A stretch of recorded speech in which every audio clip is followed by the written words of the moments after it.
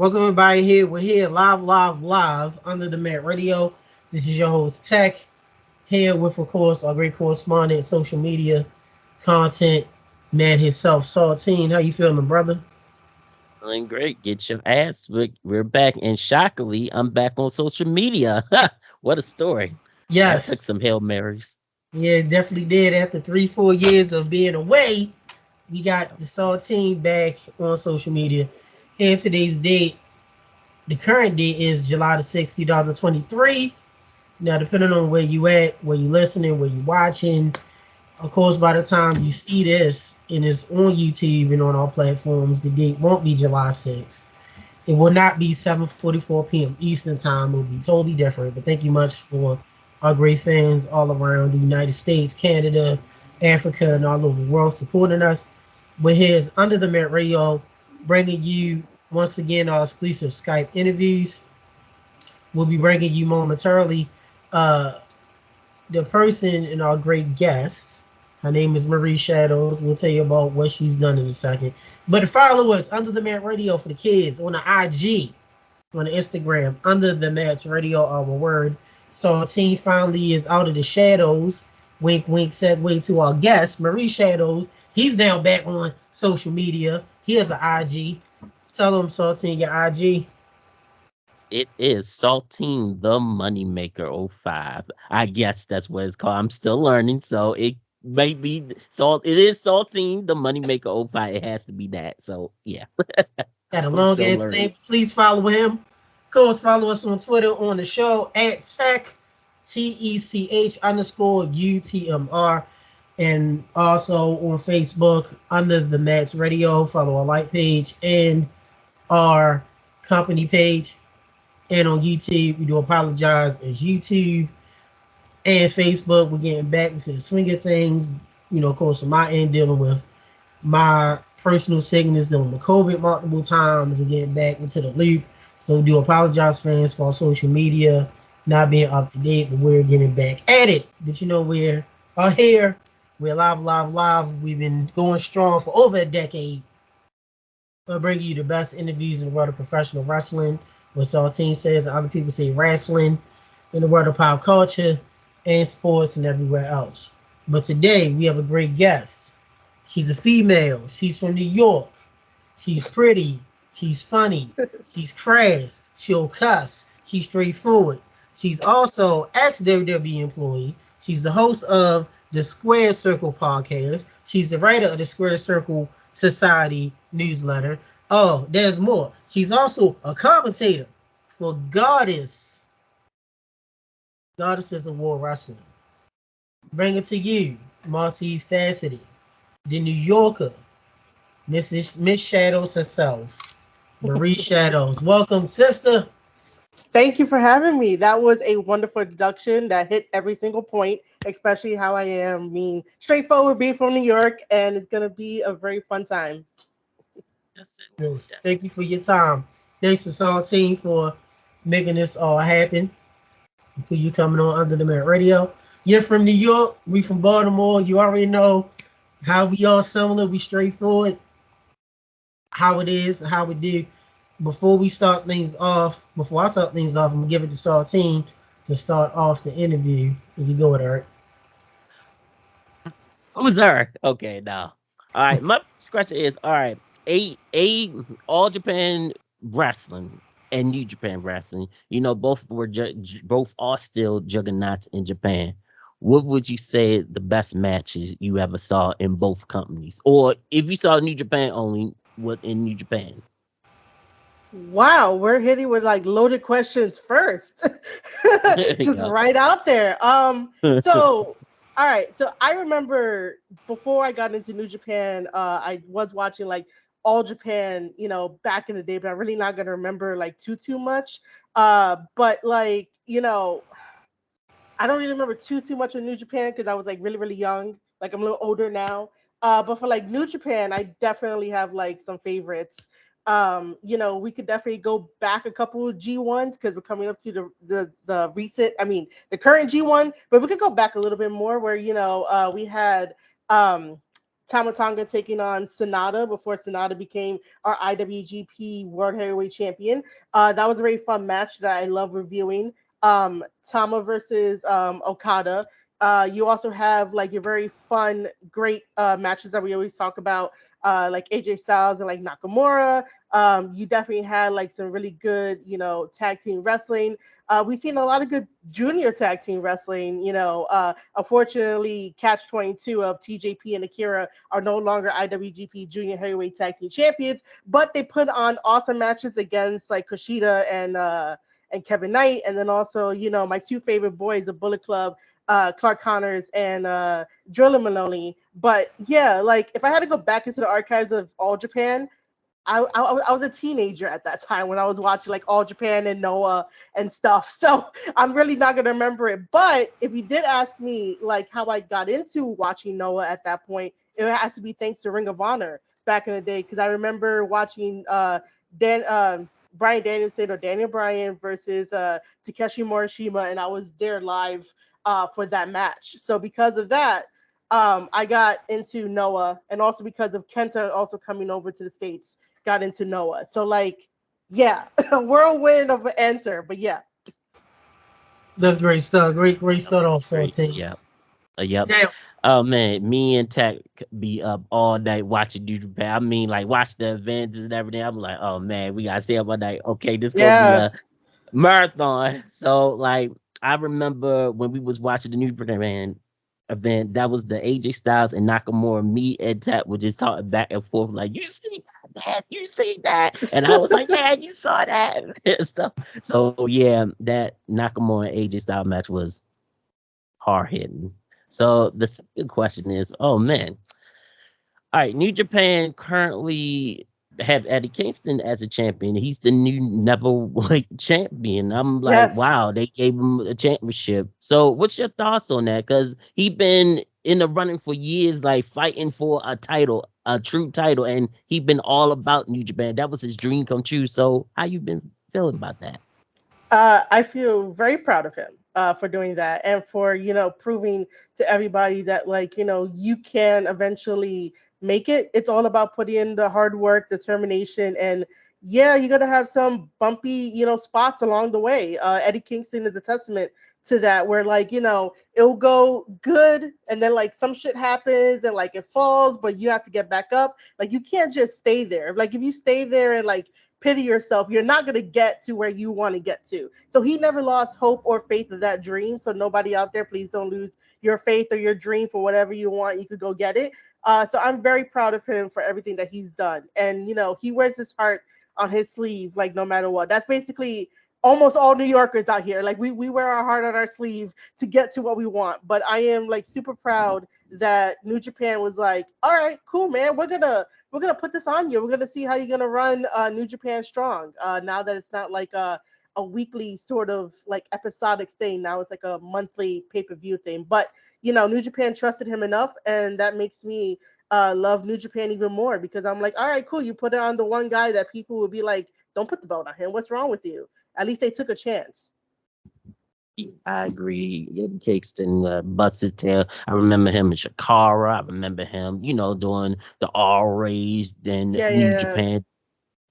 Just climbing the ladder, and it's just so impressive to see him win something. I'm like, wow. I know he was just crying backstage. He was like, how he's the tough guy and everything. He was like, I can't take this, man. So yeah. So Tech.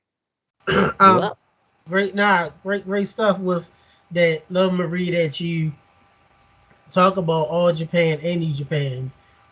The old school stuff of tape trading back in my day of watching wrestling, mid to late 80s with the VHS tapes, which kids now call. I don't know what the fuck a VHS player is. When I grew up, it was a VCR. Oh. Now the kids saying, oh, it's a VHS player. What the hell is a VHS player? It was that big ass. The VCRs was big as shit. The Mac It was this VHS. It wasn't even VHS. It was video cassette. We just say cassette. Yeah. That's how it was, right? And at the time, I came a little right after the laser discs. But I remember that in those big ass VCRs, my uncle Yeah, house, yeah. aunts, and my sisters, we used to tape trade. So being in anime, shout out to my sister Raven, we used to tape trade and watching the old school Sailor Moon, and Oh. it was straight Japanese, and they knew Japanese fluently. So I'm like, what the hell are they saying? And also too, with the tape trading with anime came wrestling. So that was my introduction with Peruso of Japanese of John Baba, All Japan, Yeah, New yeah. with Antonio Inoki, and seeing, Mm-hmm. Muda, and seeing Liger, and seeing Inoki and Baba and Kawada and Fujinami.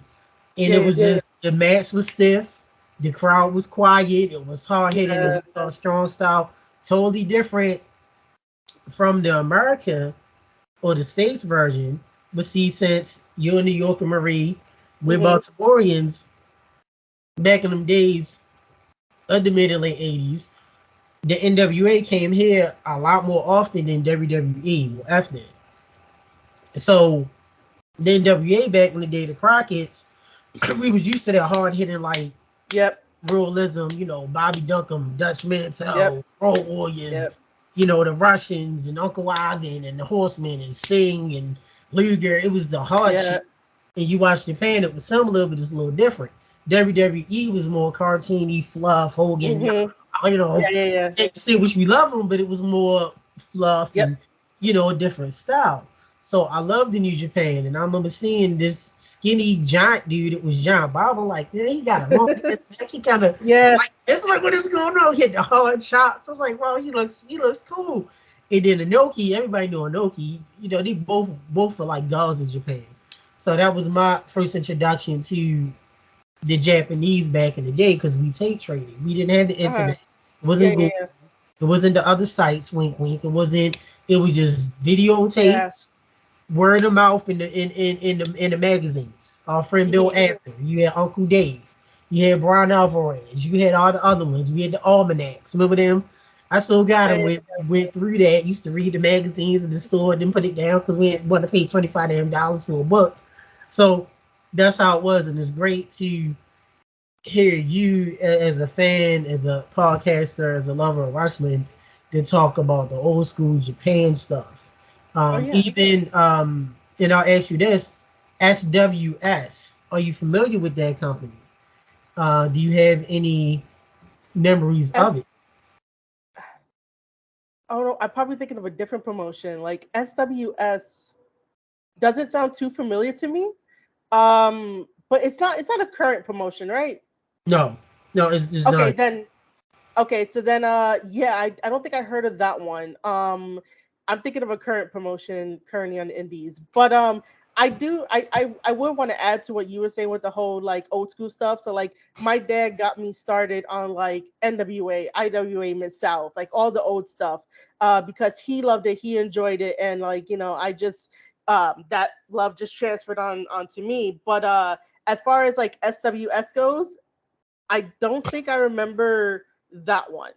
So yeah. And I'm gonna tell you what SWS was. And I saw a few matches, and I recently in Saltino within the past month just realized what it was. Tenryu started a promotion SWS, and what he did was he had a short relationship with Vince, where Uh-huh. WWF and E wrestlers like Macho Man, Earthquake, Haku Ming would come Yeah, over yeah. there and actually wrestle matches. So I remember seeing that on tapes, and I was like, Macho Man's in Japan. I didn't understand what it was Mm, until recently, the past month. I was like, oh, that's SWF. That was Team Team's short-lived promotion. So you would see okay. like different tapes of that, and that was one of the first matches I saw of. I think Savage and Earthquake was against um it was Warlord, Uh-huh. and it was another guy against Savage and Haku. And I was like, wait, this ain't WWE. Yeah, Japan. So I just realized what it was. It was 10 years, 10 year promotion, short lived SWS. You can look it up when you get a chance. Okay. And that was like one of the first Japanese matches I saw. And that's what got me hooked, because I was like, wow, this is This is amazing. Since we're talking about Japan, to the uninitiated, to those that may be, because we have fans that love their stuff. You have WWE using the whole concern, NWOites. We got WWE-ites. It's WWE or nothing. You got AWites. It's AEW or nothing. It's MLW or NWA, the old school. We all know about the dedication of Wrestle Kingdom. Yes. Which is New Japan's WrestleMania. Yes. So it's a fun talk. Explain to people listening now a to-do list and a prep of watching your first Wrestle Kingdom. This ain't this is their WrestleMania, but it ain't WrestleMania. So talk about that. Your prep. I mean, okay, so I personally like to get 8 hours of sleep. If I don't get 8 hours of sleep, I'm gonna be cranky. No one likes me when I'm cranky. So, I at least get at least the 8 hours of sleep. I wake up in the morning. I will not look at my phone for anything at all, and I will watch Wrestle Kingdom and I will take notes because I have to review it afterwards, and I will enjoy it myself. However, with all that being said, if you really want a to-do list, what you have to do is take naps. Make sure to load up on pizza, chips, soda, anything to keep you energized. You have to be a gamer. You have to be in gamer mode at this point. You can't be eating kale and fruits and vegetables. Well, fruits, yeah, but you can't be going on a healthy spread if you're gonna be watching Wrestle Kingdom. Wrestle Kingdom is to enjoy the same way that you enjoy watching, the WrestleManias, the Royal Rumbles, any other old type of tournament and stuff, your favorite, not favorite, the Super Bowl when it comes around. You want to have that type of feeling. It usually starts around 3 or 4 in the morning and ends around 7:30 or 8 o'clock in the morning for us here in the United States, which is, man, again, get your beauty sleep ahead of time to do it. Make sure to have pizza, chips, things that are not healthy, but it's still healthy. Have fun. Call up some friends if they're up at 3 and they can't sleep, and be like, yo, come over and watch this shit with me and have a good time. Or you could be like me, sleep the 8 hours, get up in the morning, make yourself some breakfast, and enjoy. Love that. That you heard it here. Marie Shadows 101 for your first Wrestle Kingdom. And me and Saltine know, shout out to our other correspondent, Tofu's. Not he's still around, but he's not currently on his interview. Where we 2-3 in the morning in the East Coast. It was like, yo, what you doing? All right, I'm up. You watching this? I didn't doze off 3-4 times. My first Wrestle Kingdom, this man's still on. It was what was it? It was an Okada. It wasn't Okada and Omega. It was Okada was champion. It was Okada. I think this is right after we interviewed AJ. AJ went to WWE. AJ Styles. There was that Wrestle Kingdom. Okada was champ. He went to get somebody. And I fell asleep. Tanahashi. I fell asleep 3 times. Woke up, it still was on. I'm like, what the heck? My first Wrestle Kingdom, it was nonstop. It wasn't promo videos or This go to WWE.com, go to AEW.com. No. It was just straight boom, boom, boom, boom, boom. Next match, boom. You got one commercial, and the only break you got is them panning the camera from the crowd to the ramp, the entrance way, and then the music stuff. Exactly. I was exhausted. I was like, oh my god, and I had to go to work the next day. So it was. We did a show. I worked, took care of my mom when she was living. We did a show, got 2 hours of sleep, watched Wrestle Kingdom, and then 7:30 in the fucking morning, and might as well stay up and go to work and work 10 hours. Yeah, so man. It was crazy. Like you said, Mountain Dew, Coca-Cola, pizza, whatever it is, Slim Jims, nachos. If you vegan, nothing against that. If you keto and vegan and vegetarian and eating Old Testament type diets and nuts and berries and all that shit, that ain't gonna work with Wrestle Kingdom. You're gonna need it's not. You're gonna need something strong to hold you. Nothing against the vegans out there, nothing against y'all vegetarians and everything, the other diets and stuff, but that's not gonna work. drinking energy drink, Red Bull. Speaking of Something. energy drinks, Y2, what was it? The Y2 Stinger. Remember that WWE was doing that? The Y2 I Y2 think, Stinger. Stinger energy drinks with X. yeah. Remember that? Yeah. Ain't nobody buy that shit. Remember that? The Yeah. Y2 Stinger, X Pac, X Factor. That's some man showing. Just trying to promote that. So you talk about your beginners with your dad, Daddy Shadows. I'm not sure if your dad is still living. Your dad still living? uh, unfortunately, he passed away in 2022. Oh Yeah. man. So rest in peace, Daddy Shadows. Giving this. Thank you, man. Thank you. My mom, who got me into wrestling, this month to be, was it Saltine, 6 years, I think? Yeah, 6 years since my mom passed, and she got me into wrestling. So Hmm. the Baltimore Arena, I got the magazines over here, all of that. She the reason I got into wrestling. So Yeah. rest in peace to my mom, Mama Tech, your dad, Daddy Shadows, getting you into it. So with Japan, let's go overseas here to the States. What was your first memory of wrestling here? I mean, like other than like watching, the stuff that my dad had me watch when I was little, and then like growing up on WWE. I remember me and him went to like our first Ring of Honor event. So like if we're talking about events, like Ring of Honor was the first to be like, hey, I got like super exposed to like wrestling, other than being like at the house watching it on TV. It'll be like, me and him going to the events whenever they came over here to the Manhattan Center and the ballroom. Like it's really, really great. And then as I got older, making friends, making other like loved ones and stuff, would take me to like other wrestling events, especially in Queens with La Boom. If people know there, that's another historic place to have Mhm. wrestling. But yeah, that's basically like the gist of it. Of like going to wrestling events, watching it on TV when I can. I did grow up as a WWE girl, just because that was what was on back in the '90s. So like, yeah. Okay. Yeah. Yeah, thank you much for Yeah. that, Ring of Honor.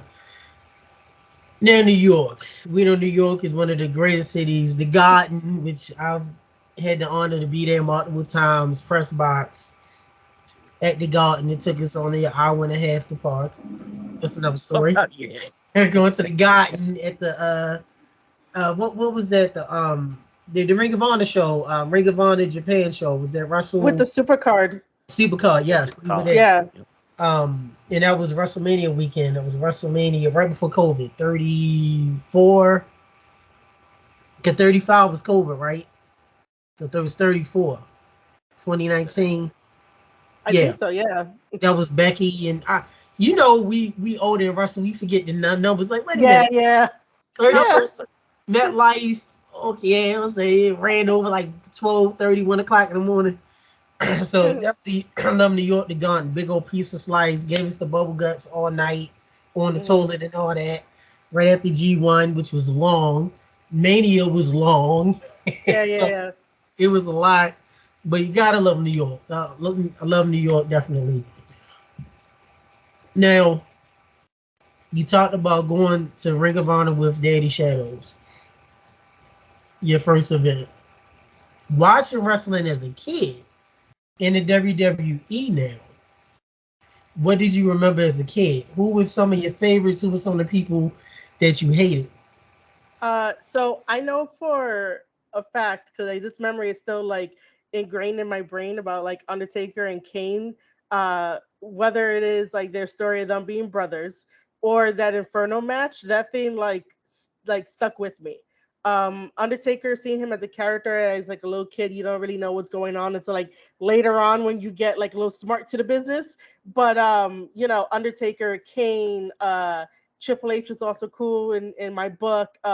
I am I am a forever like Ric Flair girl no matter what, because that was my dad's favorite wrestler. But then as I watched, I was like, oh yeah, I could see that. I like more technical style. So Ric Flair will always like be in that like list of like one of my favorites. Who else was there? Like, we all grew up on like Austin and Rock. We all grew up on Trish and Lita and Victoria and like Alicia Fox and all of them. So like, it's everybody that like worked at WWE at that time of me like growing up. So I don't really have like a favorite, but like all of them like stick in my mind.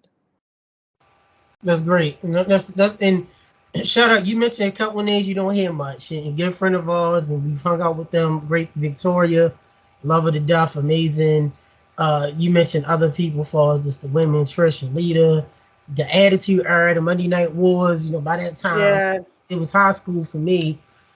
Starting the Monday Night Wars, The Rock, and Austin, and you know the NWO. Now you mentioned WWE, Rock, Trips, of course Flair. Who doesn't love Flair? Everyone knows Flair. They love Flair. They hate Flair. It's the nature. Yeah. You know that's how it is. WCW, NWA. Who was some of the people that you kind of clung to besides Flair? WWE, was there anybody that kind of grabbed you? In WCW, obviously like Sting, like hands down Sting, because he's just there's just something about him and how he made his character and stuff like that.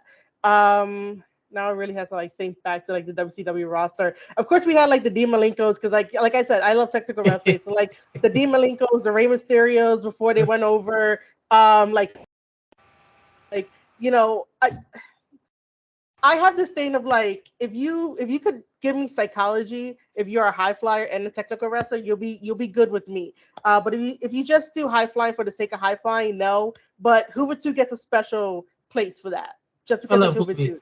Yeah, just because it's Hoovy. You know, even though Scott Hall came over to WCW, you know, Scott Hall is still like, you know, a really good person to mention and stuff. For NWA, I was always like gravitated towards like, you know, Dusty. Yeah, the Four Horsemen, because that was like freaking great. Arn Anderson is great. Let me see who else can I think of. You know, I watched some like Von Erich matches like in the past. Like those are really underappreciated. I know we're probably not gonna cover like any of the women from like back in the day when they traveled from like NWA into the other ones, but like we don't really give props to like Medusa before she came to like WWE and like WCW. But we're talking about like Medusa fighting like, you know, Wendy Richter and stuff like that. Back in March, because March is Women's History Month, I did a couple videos of me reacting to matches of Medusa and Wendy Richter and like giving like a reaction to it, a breakdown of it, and like those women were ahead of their time. So I'm gonna add like them to like this list of people that I could go back and watch and be like, they don't get their flowers, and everything was like so freaking simple. But yeah, that's like my whole list. No, you're fine. Actually, we were going to talk about it. Segue about women wrestling. I love Medusa. She legit is a friend of mine. Always remember her. Got to give a shout out to the late great sensational Sherry Martel. Oh yeah, her Medusa, Wendy Richter, Rockin' Robin. One of the other ladies. I'm not sure if you know Marie. She just passed away. It was one of the she was a known female wrestler, but she wasn't like popular. She wrestled like doing like the AWA stadium shows. I see her face, I can't remember her name. But those times, as you said, Marie, the AWA, those stadium shows before I don't know what's her name, Kai, Laloni Kai, am I saying her name right? Lalani Kai, yeah. Jacqueline, you know, Miss Jackie. Yeah. Her in Texas before she went to WWE, WCW, and all of them paved the way. Boy Nakano, Bertha Faye, they did, Bertha Faye, Akira Hokuto.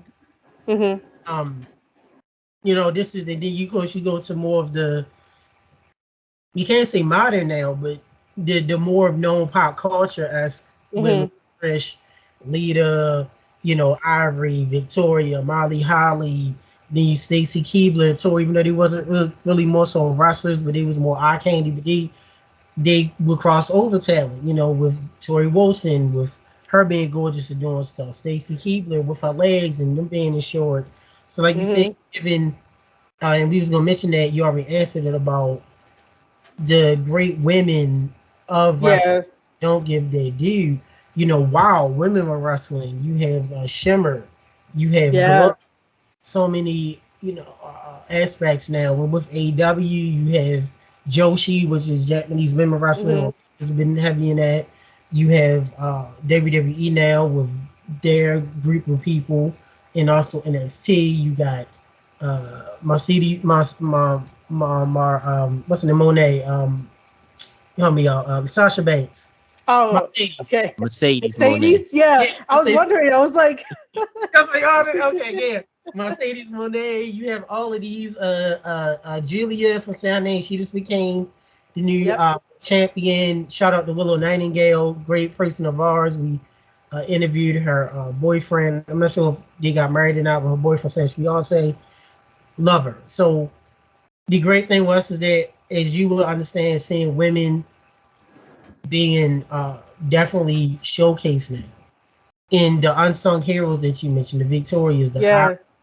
to Medusa. Medusa still don't give her credit. The woman drove monster trucks. Like, she's a Yeah. Yeah. sensational Shari, and all of them, the Bertha Faze and them as well. Bunakano and Akira Hokuto, who was, for me, the only two Japanese wrestlers I knew of, because he went to the States. I didn't know any other women till later on. You saw the death matches and stuff that they did. Can't forget Asia Kong. Asia Yeah. Kong. Yeah. Awesome Kong. Gail Kim, Yeah. Yeah. who TNA was really the first. And man, all right, we talked about this Saltine. I know you had the women's revolution. We'll get your question, your thoughts on this. You had the women's revolution, the Yeah. Yeah. evolution, and Stephanie came out, and we're women's rights. We're pushing there. Shut your mouth. Before all of that, this is true. Before all of that, we're not against women's rights and all that, but shut your No, mouth.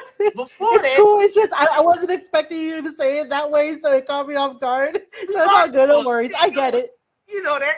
Shut your I mouth. get it. Before that, I get it. TNA was the first company that main evented their weekly national television program with women wrestling, and it was Awesome Kong against Gail Kim.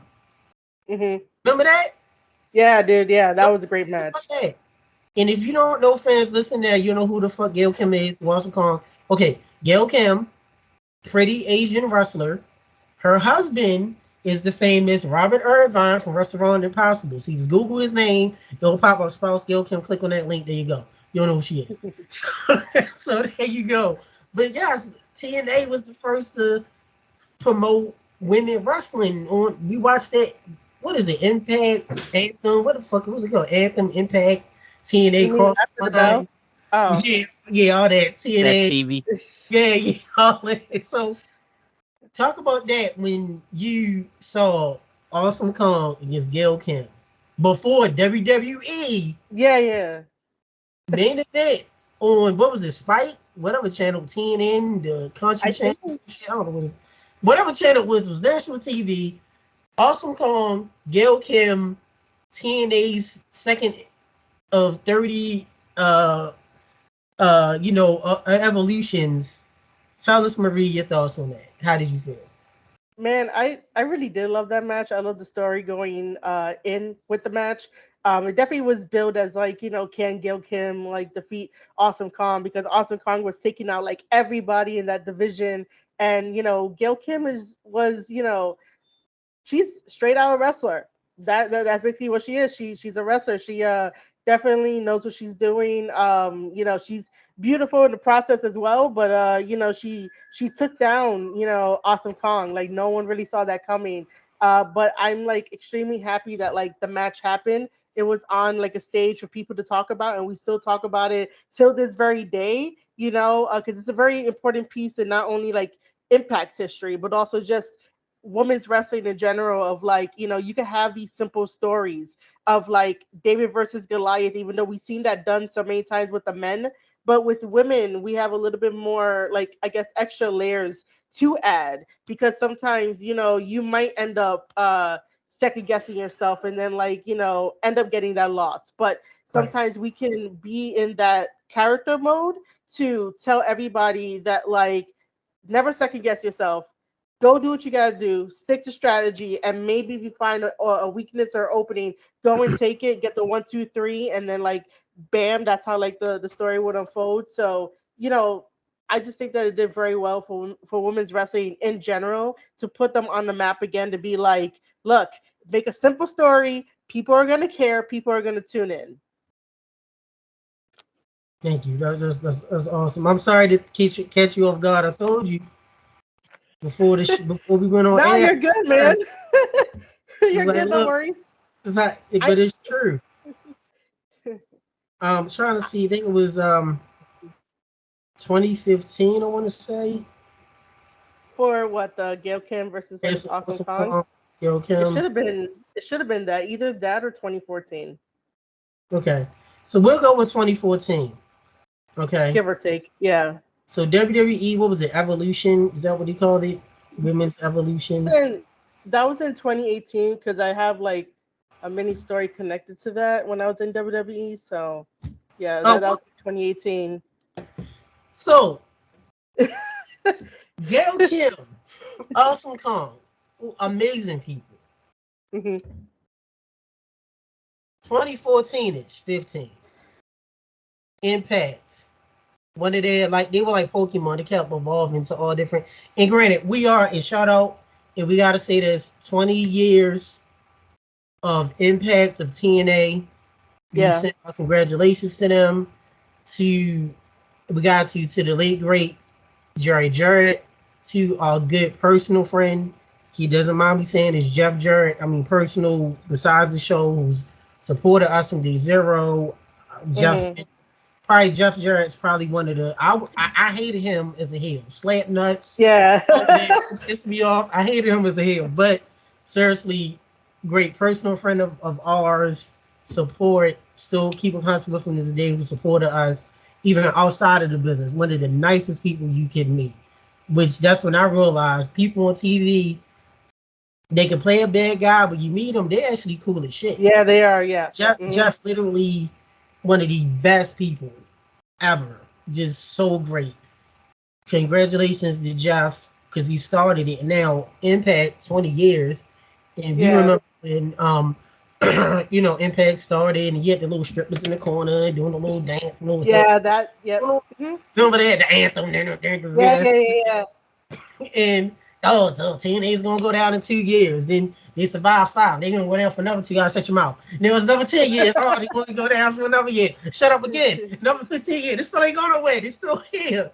So with TNA, the X division, the next I would say the little brother, or the cruiserweight division in WCW was the Patriarch, and then the next up was the X division. Yeah. 2014-15, Gail Kim, Awesome Kong started women main event in TV with men. TNA at this time had Sting, one of the GOATs, Booker T, Joe, AJ, Robert Roode, keep going, Eric Young, a whole bunch of people, legit main event people, some legends, some getting there. They main evented with the women. You fast forward to 3.5, 4 years later, the women evolution. So to the uninitiated, the WWEites out there that didn't know about TNA, TNA did it first. WWE definitely came out with a little sports coat. Came out, women's evolution, blah blah blah. We got a pay-per-view. We know people. We've interviewed people that worked the first evolution show. But now you have a story, Marie. Women's evolution, the first air quote time women had a spotlight. Ain't true, it is in WWE world, but you have a story. So now we send up for you to tell that story. Oh my God. It's only in the can. Tell us that story, would you? All right. So at WWE, I was part of the WWE Network logging department, right? So you guys remember the WWE Network? Like, everybody loved that thing. So my job was just to go there, be at a cubicle, and watch WWE programming and improve the SEO, so that way when you guys search for specific matches, you guys can, all those matches will come up, like nothing random will come up. So I remember, like, just one day, one of the supervisors who's no longer there, you know, came in and just started saying that like, oh yeah, you know, like some wrestlers are in town and stuff. And at the time, it was like Natalia was over at the WWE headquarters with like Alicia Fox because she had to like help out the ladies last minute notice because there was like changes to the card and stuff. So you know, Natalia wanted to like apparently come and meet us. This is basically the story he's telling us. She wanted to come and meet us, but like everybody at WWE like management or whatever was like no, you know, you guys can't go over there, you guys can't meet them, you know, you guys got to stay here, right? So he's telling us all this, and I'm like, the fuck? Why would you guys like tell her no or whatever, right? And I was just like, yo, it just sounded so disrespectful how like it was told to us that like they can't come meet us to just boost our morale for a little bit. But I will say that like that specific department felt like Fight Club. Like people knew about us, but they really didn't know about us. So that's the only way that I remember the women's evolution being at that time period because of that story. But I was just like, bro, why are you such a douche, man? Like I can say that now. He's no longer there. But you know, he was a douche. Is that really the word you want to use, douche? You know, I'm gonna pull that New Yorker out of you. Was that the word you really wanted to say? Is he being a For douche now, for now? for For now. now. Which really means, fans, she didn't think of douche. She thought of another word in her head. We're gonna stay with douche, and maybe later on in the show, the New York levels of her rise up like Vegeta over 9,000, and we'll get the first. I'll get the first. But I feel you, sis. I feel you. Thank you for that. Definitely so. And the first pay-per-view Evolution was great. You saw all of this talent. We're not down in it. We're not. It was amazing. I was happy for women for the showcase. We were. We just want to let people know that another company, less that not on the E level, did it first. Yeah. In WWE, then they tried. WCW did it before that. I remember War Games 90, War Games 92, because Flair was in WWE. It was in 91. And this is regarded as probably one of the top 3 or 4 WCW matches of all time. War Games 92, Sting Squadron against Dangerous Alliance. He got Dangerous Alliance. He talking about Stone Cold with hair, short hair, because he was stunning Steve Austin. He had the short blonde hair. The great Rick Rude. You had Larry Sabisco, Bobby Eaton, the late great Bobby Eaton. Oh, who am I missing? Saltine. Because Heyman Bobby was the manager. Yeah, Larry Sabisco, Sabisco. Sabisco, Austin, Rude, Rude. Eaton. Wasn't it And somebody else? I think that's all. I think Was it that's just the all. 4? Dangerous Alliance. Yeah, just the 4. Okay. You Yeah, had Paul but yeah. Heyman, but you also had Medusa. Sting Squadron had, of course, Sting, Nikita, Dustin. Most people know Gold Dust. Mm. Was it Ricky Steamboat? I don't know. I Let think me it was see. Ricky. I think it was Ricky. Yeah. But anyway, Medusa climbed the top of the War Games. Y'all could fact check me, and our fans looking at this live can fact check us. Medusa climbed the cage on top of the War Games cage. And I Mm. remember Sting had them bright ass highlighted lime green pants with the black scorpion, got on top, and it was so amazing to me to see a woman climb that stage. And Sting just pointed at her, she went down. This was great that she did that. Sensational Sherry, Halloween Havoc 94 against Hogan, when it was Yeah. Hogan Flair and Mr. T was the ref, when Hogan picked her up from the top rope and body slammed her. Like, the stuff that they did back then don't get talked about. Yeah. They trended, they were trailblazers of them and so much other stuff. So It was all Anderson. on Anderson, thank you, on Anderson. So I knew one of them ain't half hair. We love on. I always had them tight ass polos since the '80s. Still to this day. Gotta love on. But yeah, this the women's stuff was just so amazing. Now, Marie, talked about Japanese wrestling, All Japan, Mm. New Japan, Baba, Noki. Eddie Kingston winning the title, Julia winning the title, WWE, who you like growing up, Daddy Shadows going to Ring of Honor with you. And we gotta hit the elephant in the room. Forbidden Door. I'll talk Oh to you my about god. this off air. Forbidden Door happened this year, as you know, it happened about 2 weeks ago. What were your thoughts, Marie, on Forbidden Door overall and Forbidden Door compared to last year? Just to let you know, we do our research and we did our review. Forbidden Door this year was Uh-huh. only 12 minutes longer than Forbidden Door last year. For some reason, Forbidden Door What? this year felt like a whole damn 24 hours compared to last year. I got the timestamps. I'll send it to you off air. But yes, Forbidden. That doesn't make any sense. Yes, I think I might have it here. Hold on, I Wow. think here. Let's see here. That's definitely not how I So like to feel, but yes, okay. Forbidden Door. We're talking about the actual pay-per-view, not the Yeah, pre-show. yeah, yeah. Forbidden Door this year. Maybe, yup, 12 minutes longer than Forbidden Door of 2022. Yo, that did not feel right. That not Right. I'm not believing that.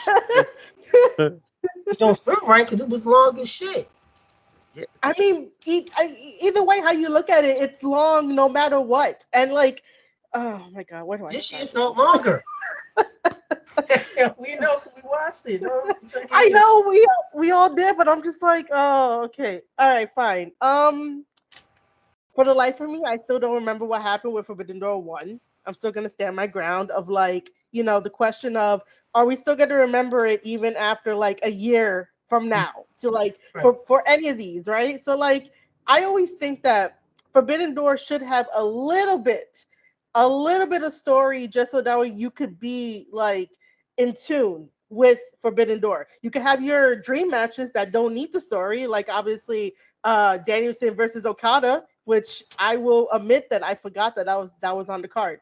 I totally forgot it was because of the marketing. The marketing was not there. I was more hyped for Will Ospreay versus Kenny Omega because I wanted Will Ospreay to bring back the title to New Japan because Kenny doesn't do shit with the title whenever he gets it. So that's why I was only hyped for that one, and I forgot about Danielson and Okada. But going back to the original point of like it does the whole pay-per-view doesn't have to have story. It doesn't have to be like a true gimmick like how WWE would have their gimmick pay-per-views, which we all love. But you get invested because you're like, oh my god, I want to see these two guys have this awesome match. So lead in with a couple matches that have a story. The other matches are throwaway. That I'm always gonna stand by that no matter what. Forbidden Door 2.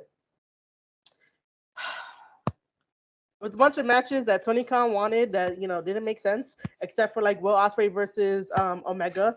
I was upset that Jungle Boy decided to take the open challenge to Sonata. First of all, dude, you don't even have enough like accolades or scars in your body to even lace up Sonata's boots. Okay, even with your new gimmick, it's still not gonna work. You try a little too hard. I'm telling you that for a fact. Just because it's like, bro, like you have to make it come naturally. You Jungle Boy, if you ever freaking listen to this, you're like Steamboat, okay? And like Rey Mysterio, baby faces that are good at being baby faces. I can't believe you to be a heel. The same way, like if Rey Mysterio was like, yeah, I'm gonna be a heel next week on Raw. No, you're not, sir. Like, I'm not gonna believe that. He was sort of a heel, WCW, sort of with the filthy animals when he was like jumping around and listen. No but he one wasn't. remembers I care that. about this shit. No one cares about that. I get it. I totally get it. We get it, but like anyone else is not gonna get that. But like Steamboat, if he ever became a heel, even Ric Flair said it. Like, no, dude, you gotta stay as a babyface. Like, there are ways to be a babyface and get over it. John Cena is the perfect example. But like, I just don't understand Jungle Boy at all. But like I said, I'm always not afraid to like stand my ground on certain things that I say, unless someone could change my mind and my perspective in a good way. So Jungle Boy challenging Sonata, I was like, dude, no. And by the way, guys, if you guys don't know, the moonsault is not Sonata's finisher anymore. If this was a couple years ago, then Jungle Boy would have lost to a moonsault, which is kind of like embarrassing. Like, how do you lose to a moonsault? And then his weapon. If you're not Buddha, if you're not Morris, somebody, right? Yeah, like everyone times moonsaults was a finish, and Muda knees was fucked up. No, Nobody get the shot of Wizard. So you don't even smell the. No one lost to Muda's moonsault. The last 5-10 years of his career was the shot of Wizard. Yeah, fucked up. Yeah, so like losing to a moonsault is kind of like embarrassing to have this conversation. But I did get upset that like the IWGP World Heavyweight Championship title was not at least close to the main event. I was like, how do you diminish that belt? Like, I don't care who. Like, I was so upset, dude. Like, I was really upset. I was upset in my Discord. I was upset on Twitter because it's like, the IWGP Championship title has been around for years.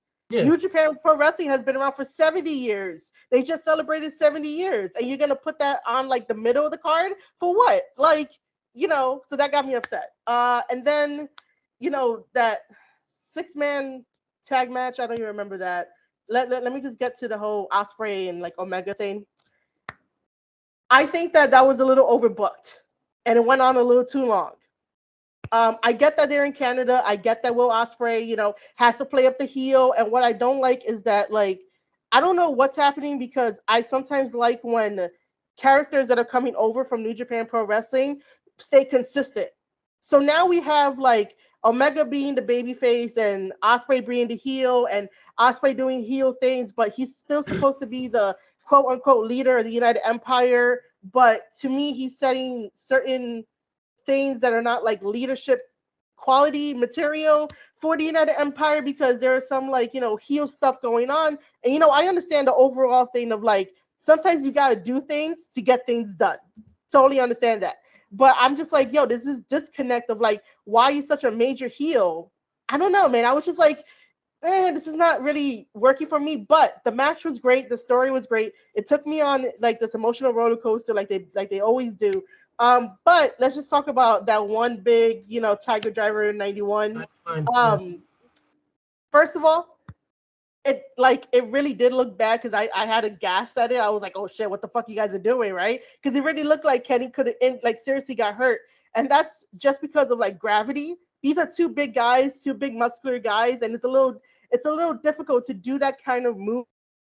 Both guys are heavy. So, I wish that Kenny would have like at least use some momentum to get on his back because at least it would have took the brunt right here. By the way, I break down matches like this all the time on my show, so I go like it's like how we do. Yeah. I go step by step to be like, we could have did it a little this way. I was super concerned for Kenny after that. I was like, oh my god, dude, like you don't need to prove anything. Like that was a scary moment. So luckily Ospreay wins. But Don Callis needs to stay away from him, stay away from the United Empire. Like, I love those boys in United Empire. So, like, I don't want nothing to happen to them where they're, like, all broken up and shit because of Don.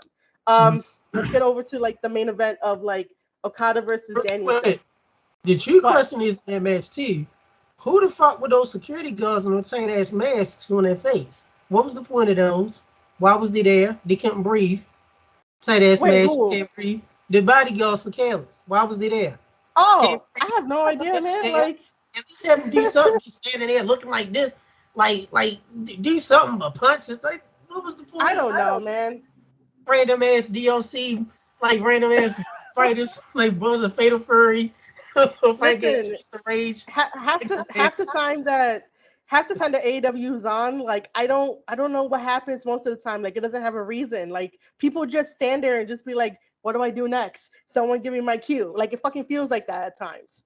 But yeah, those bodyguards I have like no idea. Like I don't know. They just they just listen to Don Callis. Like all right, I need to just stand here. Their necks was tight as shit. Up again, how the hell did you breathe? You just standing there.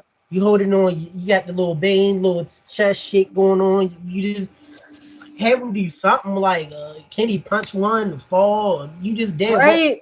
It would have. Why was the point of Callis? You're the referee. and we know Bryce. We know Oh my Bryce god. before. We remember Bryce when he was doing refereeing 10 years ago.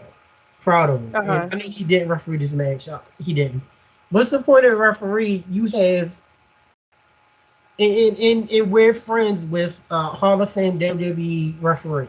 We're not mentioning his name. He said this. What's the Uh-huh. point of authority of throwing someone out for the person to come back out, for there to be Yeah, no yeah. discussions, for you? Where's the other refs? Like, where's the agents? What's the point of? Hmm. Oh, I'm gonna throw you out, but you could come back. Security guards Yeah, stand yeah. like mini bosses in the Street of Rage game. What's the point? It's like that's the only thing. But we'll get to that later. You wanted to talk about Okada and Daniels. Yeah. You So thought who would have thought that Okada would have tapped, right? I personally was like, what the hell is happening? It didn't click yet. I was just like, wait, what do you mean he tapped? It was a very good match. It was a wrestling match.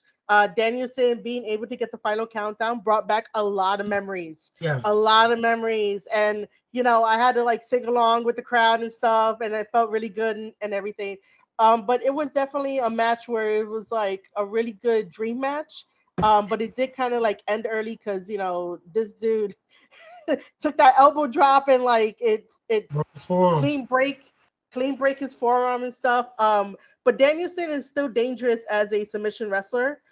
Still dangerous, and then that would cause Okada to tap out. However, my problem with that is that I sometimes think of this like as a business move, right? And like it is really hard to be like, all right, we got two wrestlers, who's gonna win, and then like what would be the reason for it? So because Danielson is obviously gonna stay in AEW, he's not gonna go like anywhere else. Like New Japan guys have to come to him. I don't think he's ever gonna go to Japan. Mhm. But like Okada goes back to Japan. Okada is gonna be in the G1 July 15th, and in A Block, he's wrestling a bunch of the young kids. And his whole story in New Japan Pro Wrestling right now is basically fuck them kids. And that's what he's been doing every single time he's out there. Say that He's been again. Say that fuck again. them kids. Yeah, like I like that. He Fuck them he's been kids. doing he's been doing the whole fuck them kids Okada now, right? Like he's been doing that to all the young kids. So like him losing to Danielson, man, if I was there, I'll be like, look, man, I'm sorry that you tapped out. It was probably painful, but like now you give these kids a reason to know that you got a weakness, man. Like you show them that you have a weakness. Okada is that guy in New Japan that you don't fuck with, and that he's the gold bearer at the very moment. There's no one else there Right. that I can say that like it's either him or somebody else as like the guard to like who you Right. have to prove to. He's a You know? consistent top, Yeah, and then yeah, underneath him would go. You could over the years, yeah, Okada was always top, and then under yeah, him could switch around. It could be Naito, it could be Tanahashi, it yeah, could be, underneath him will always change. But Okada was always like the king and on yeah. top, and he's such But an yeah, attractive guy. I mean, no homo. He's a good-looking Japanese. He's one of the best Japanese wrestlers. You yeah, look at, yeah, you're like, yo, this dude is attractive. He looks like a model, but he can fuck you up. yeah, yeah, And man. yeah, you don't with the now everybody using it with the ripcord, and everybody want to do the ripcord. Like Yeah, ripcord with the yeah, knee, ripcord with the apple, ripcord with the clothesline, ripcord with that. yeah. Everyone is Okada. Everyone's doing it. But this one, um, they're like Okada was like, yo, this is you think New Japan wrestlers, they a lot of them ain't attractive guys. They look like legit. I mean, is anybody going to find what's my man Suzuki attractive? What the fuck the man do? No. Anybody can find out like they look like old school, I'm gonna fuck you up wrestlers. yeah, Yeah. You going even Naito with the eye on. yeah, yeah, Tanahashi isn't ugly, but average, but look at Okada's like, yo, he's a good looking dude. Until yeah, we get yeah, he, yeah. So I definitely want to see how the G1 is gonna play out now that like Okada tapped to Danielson. Because like if I was one of the young kids, I would definitely be like, man, you're weak now. You lost to a foreigner, and you're supposed to come over here, win the G1, and try to be, the GOAT standard. No, you're not gonna do that. I would do that. I'll tell one of them to do it so that way they can like get their ass kicked. I'll just be like, yeah, the puppeteer in a way. But I am happy that the other New Japan wrestlers were there, such as like, Shingo and Hiromu made it this time. I do want to say though that Shota Umino, right? Shota Umino is an amazing wrestler. He has the look, he has the feel. But me personally, I would just say to create your own character and not piggyback off of Moxley, because it's not really going to go anywhere once the fans of New Japan Pro Wrestling are like just not gonna like that whole like. I mean, you could think of Shota Umino like the next Tanahashi, but eventually, people are just not gonna like gravitate it towards more. Even though Japanese fans are completely loyal, they are loyal to like a T. But me personally, every time that I see Shota doing the same thing what Moxley does, I'm like, bro, you got to get your own character. You got to get your own thing. Like, you can't just live off of that. Even though like the kids like you and stuff like that is great, but like I need him to come into his own thing. The same way how like Suji came back from Excursion and he's his own like wrestler at this very moment. So I'm like, dude, like go be somebody else. Don't be Moxley. But yeah.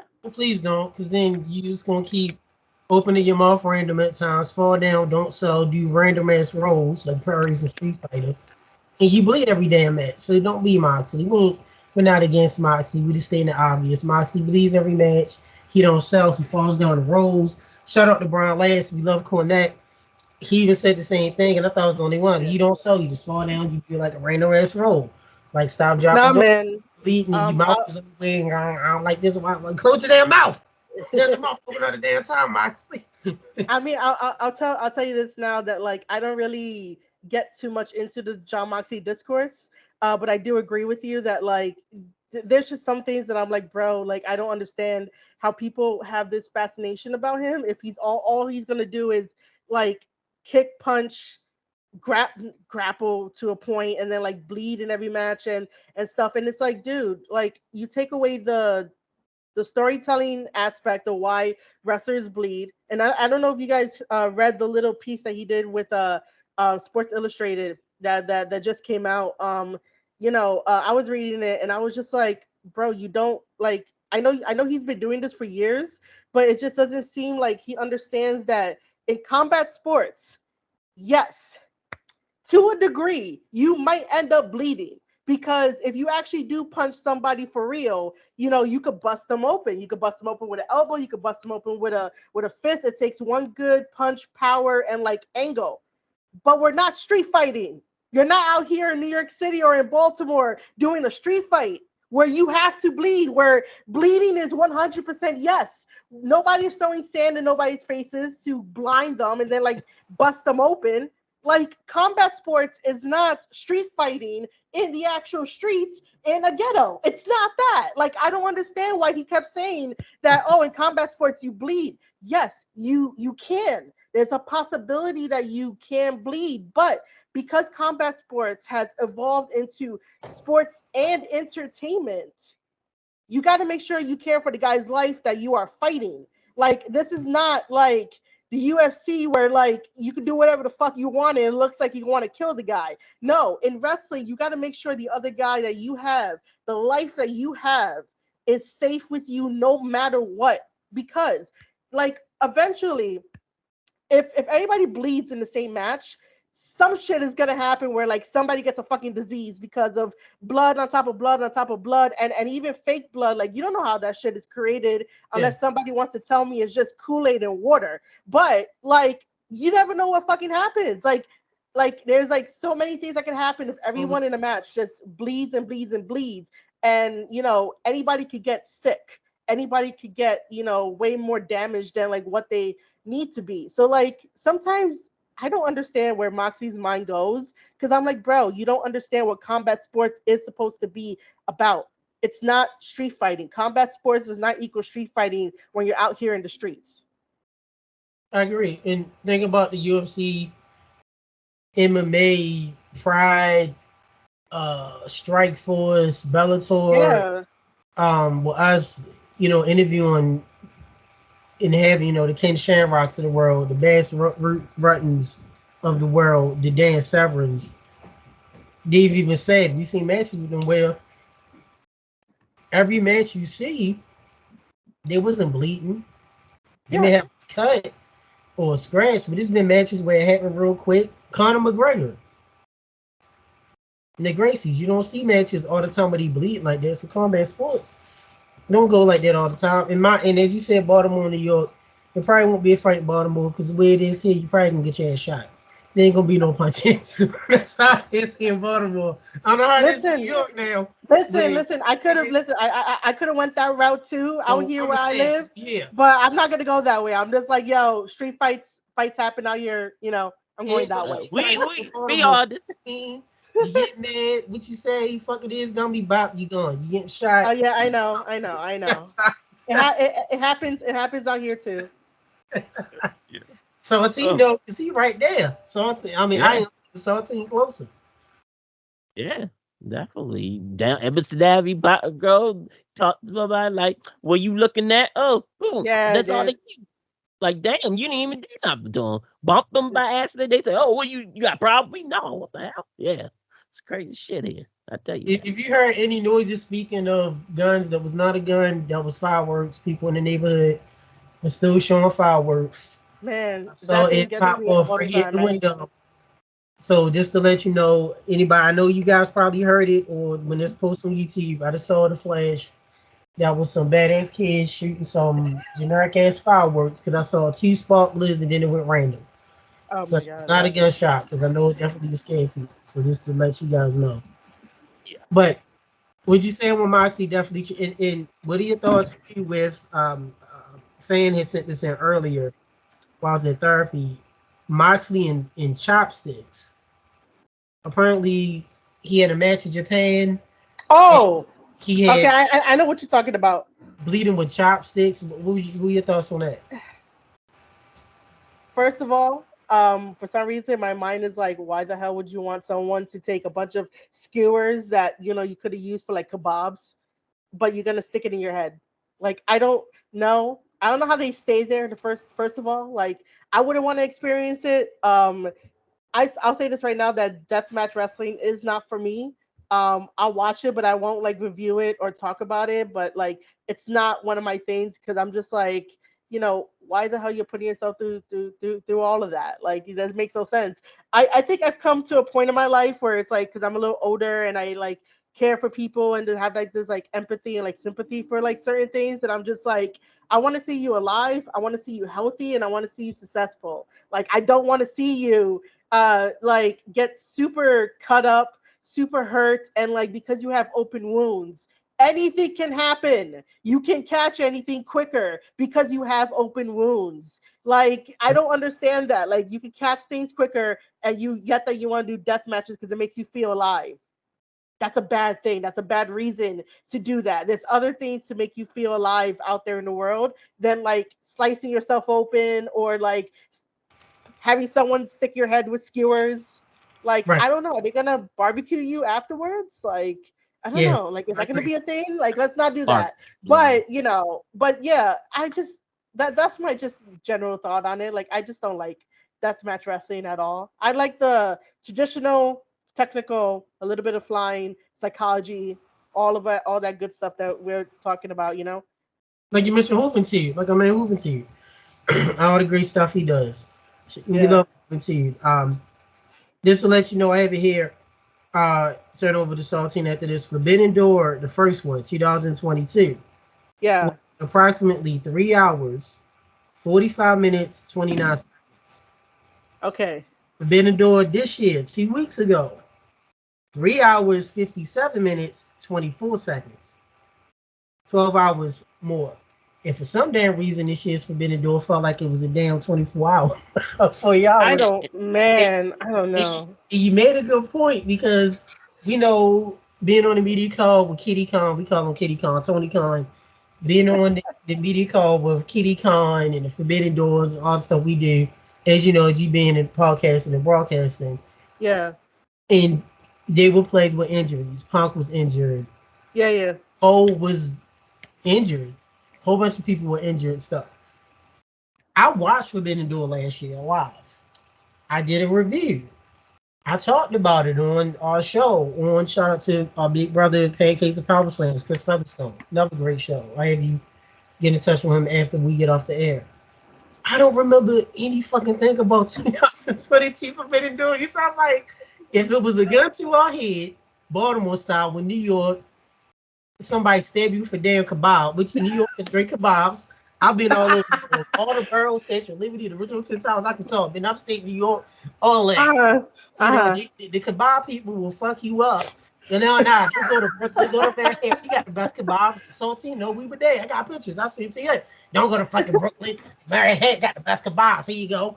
With the, you know, regardless, I probably have died because I literally don't remember anything from Forbidden Door 2022. Now, I forgot. I know Tanahashi did go against, I think Moxley was the champ at the time last year. So Tanahashi did go against Moxley. I don't know if it's the main event or not.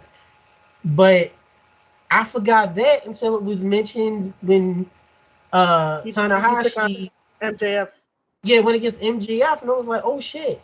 I literally don't remember anything about 22 Forbidden Door. This year we remember. But last year, that's a good point. It's like a vortex. It was like RoboCop 3. Yeah. Or this never fucking happened. Home Alone 3. I can keep going on, but it just Predator 2. Shout out to Danny Glover and diabetes. Didn't never happen. Certain things you just it happened. Okay, I don't remember anything from it. So now with the bleeding and stuff, and I agree with you with Moxley.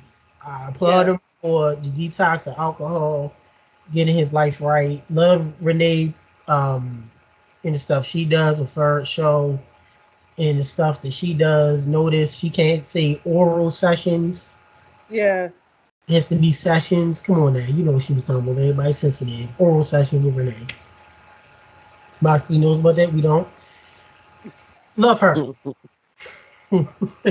Love her. But Moxley is, when you think of Moxley, and a buddies of mine sent me this early, I forgot. Moxley had a big ass plan. Remember that he was in WWE, he had the plan. You had that random ass mask shit he was wearing. Yeah. The random shit in WWE he did. Now with AEW, after the Omega match, which was great with the botch with the bump, when you think of Moxley, is he bleeds. That's the only reason we talk about his matches, which will segue to you, Marie Shadows.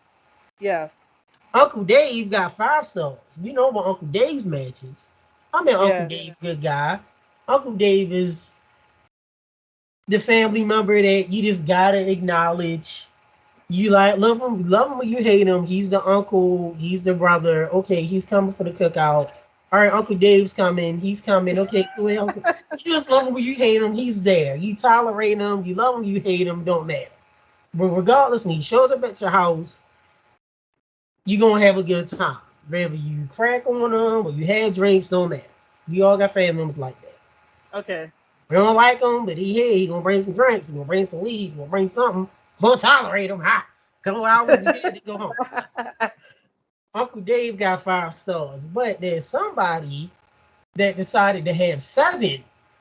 Marie Shadows, that is. She ain't got 5, ain't good enough for her, not even 5.5, not even 6. She goes above and beyond with 7-star matches. So you tell us about that. You went from 5 to 7. You went past Uncle Dave. What qualifies for 7-star? I think you're talking about my wrestling planner. Yes. 7-star. You're talking about my wrestling planner. Look at that. I actually did it. Yes, look at that. Wow. Yeah. So yeah, the wrestling planner is made for wrestling fans, podcasters, wrestlers. It comes with 2 sections where you can keep your notes. You have like a date, location, wrestling show, so you can remember where everything is at. I did the 7-star match section in here. Because I was getting tired of Uncle Dave being the the standard of like, yeah, these are my star ratings and blah blah blah, and people take it as gospel. Well, I was like, well, guys, it's time for you to think for yourselves and make up your own, whatever matches you love, and like color in the stars, because that freaking helps with like therapy and like mental health and coloring, because you get to focus on something. And then the coolest feature is that in the back, if you don't like what some people do for their year-end awards, you have your own that you could put in here, top 10, and then there's blank ones that you can fill in whatever you want.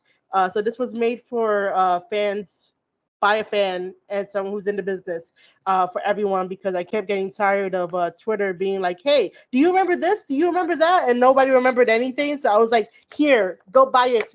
I made one for you guys. But yeah, the 7 stars is in here. You could be your own Uncle Dave, guys. And yes, there will be another one coming out next year. I just have to swap out and see what I want to put in here, what I want to take out. But yeah. I like that. We won't have to get a copy of that so we can fill it out. Make a Moxley list of top 5 matches that Moxley don't bleed in. That'd be really hard. Matches where he ain't doing their puppy mouth. Don't keep moving your mouth. Damn sea lion. I ain't nothing against Moxley. I'm like, yeah, I noticed the smallest stuff. And did you notice how it was hilarious that Saltine, what was his name? The one that wore white with the Bullet Club that came out. Oh my gosh. My note. Most is on my on the computer. He was in the Bullet Club. The one that wore white. I mean, there's Jay White, there's Juice Robinson. No. He at Forbidden Door, he was the other Japanese wrestler in the Bullet Club match. Everyone's wearing black, and he decided to wear all white because that's what he did. And I thought it was hilarious. In the white jacket, and was it Tanahashi? Hold on. Which one was? Are we talking about? We're not talking about this year's. We're talking about like no this year. The Bullet Club match against Bullet Club against the Elite, and it was Phantasmo. Is it Phantasmo? Phantasmo. No, well, Phantasmo, he's not in Bullet Club anymore. No, he's not. Okay. No, he's not in Bullet Club. Who wore white? He came out. It was this year. It was BCC against the Elite. Remember, he came out to the crowd. I thought it was hilarious. And he was like, I don't give a fuck about this all black. I'm going to wear my white pants and my white jacket. He was in the Bullet. He was a part of the BCC match with Moxley. Ishii was there. And then we had Eddie Kingston, and then we had the Elite. Right. And who was it? Let me see. I'm about to tell you. Give me 1 second, fam. Okay. Because I'm like, because like no current Bullet Club members. Well, I mean, War Dogs. Nobody was over there, but like, I know that Show and Yujiro did matches for Ring of Honor, which I'm upset about because I'm like, bro, you gotta showcase House of Torture. Like, if you showcase House of Torture, the American crowd will lose their mind. Yes. I just want to see it. I do like the House. I do like the House of Torture. Was it? Uma? Was it? Shoda? Maybe it was. Because he went all white. It was what Cornet called take a shit. Take a shit. I think it was him. This is why I call him Kanosuke. Yeah. When Cornet called take a shit, now realize his name is literally take shit. I know. I know. Like that name. But see, that is why I refer to him as Kanosuke, because I know that my brain will automatically go and say that name. Go and say it that way. It was I think it was him. I'm sorry, fans. It was either it was take a shit. It wasn't Umino. It was take a shit. Shout out to Cornet. We love Cornet. Cornet's always said love for him. I love Cornet. It was take a shit. He literally, when the BCC comes out, with the instrumental, which I like. Yeah. Shout out to V for Violent Idols. We just interviewed him, a great guy who played Wild Thing Live at their last pay-per-view, Double or Nothing. When they came out, everyone wore black. Cesaro had a tight ass shirt. They had the cover up Moxley shirt where it says fuck something, whatever it was, and covered that up. Wheeler Yuta came out with his black. and then take a shit. Came out with a white bright ass jacket. Everybody wearing black, and he got a white jacket. He the only one in the whole match that had bright tights. He didn't get the memo. He didn't care. Now look, He didn't get the memo. y'all gonna know who I am and why I'm here. And I'm wearing this white. I'm not wearing all black. It was hilarious, but your 7 matches, your 7-star matches, definitely love that. You can't just go by the criteria, Uncle Dave. Before we turn over to Saltine, you tell us off the top of your head, what are some 7-star matches that come to your head? I know Moxley ain't one of them. No, Moxley is definitely not one of them. You could definitely rule that out. There was a good match. David Finlay popped into my head. I'm trying to see. I don't want to cheat using my thing, but you know what? Fuck it. You talked about it. Use it. You promoted it. Yes. Look at that. All right. So back in March and April, this was all for like what is it? The New Japan Cup. So I gave Ishii versus David Finlay 6 stars for that one. Will Ospreay versus Mark Davis was a 6-star match, despite Ospreay getting injured because he decided to move last minute and then popped the shoulder out. Tama versus David Finlay, that's the one that I wanted to like highlight because that one was definitely a good match during the New Japan Cup and not the one that was a couple months after that where Tama dropped the belt to him. Because when Tama dropped the belt to him, that one was like a little I get why they did it. I got the story, but I was like, we could have did it a little bit better. We could have did it better. Let's see. I have before this is what, Wrestle Kingdom? Yeah, I got Wrestle Kingdom stuff. So like Jay White versus Okada, I gave that 5.5 stars. Obviously I had to give the Mark Briscoe versus Jay Lethal like 7 stars, just in honor of his brother and stuff. Ospreay versus Omega the first time at Wrestle Kingdom, that was a 7-star match. Even though I was rooting for Ospreay and I felt like the wrong man won. I also have here, what do I have here? The Roman versus Sammy match, I do put WWE stuff in here too. I gave that just 5 stars. But yeah, I've been like super busy, so I haven't really updated my stuff for the matches, but that's exactly what you can do. Whatever match that you love and like, no matter what I say, because it's what you like, you can definitely put it in here to remember it, and then like you'll know why you put it in there and stuff. But yeah, those are just like some of the matches that I have in there. Love that. Do you love it? You got to send us a copy of that so we can do it. Me and Saltine and Toph and Ever Since Your Queen and EXO, we all basically do that similar where we have matches we write down that we love, 5, 6, 7 stars that we watch and over time. So we would love to do that with you, compare and contrast, even debate. Somebody side of Moxley match is worth more than 2 stars. And we'll debate and say why is it even 2? We can, you know what I'm saying? So good. Yeah, man. Just Mox. People watching this, we don't hate Moxley. It's just his style right now. The stuff he says, this doesn't make sense.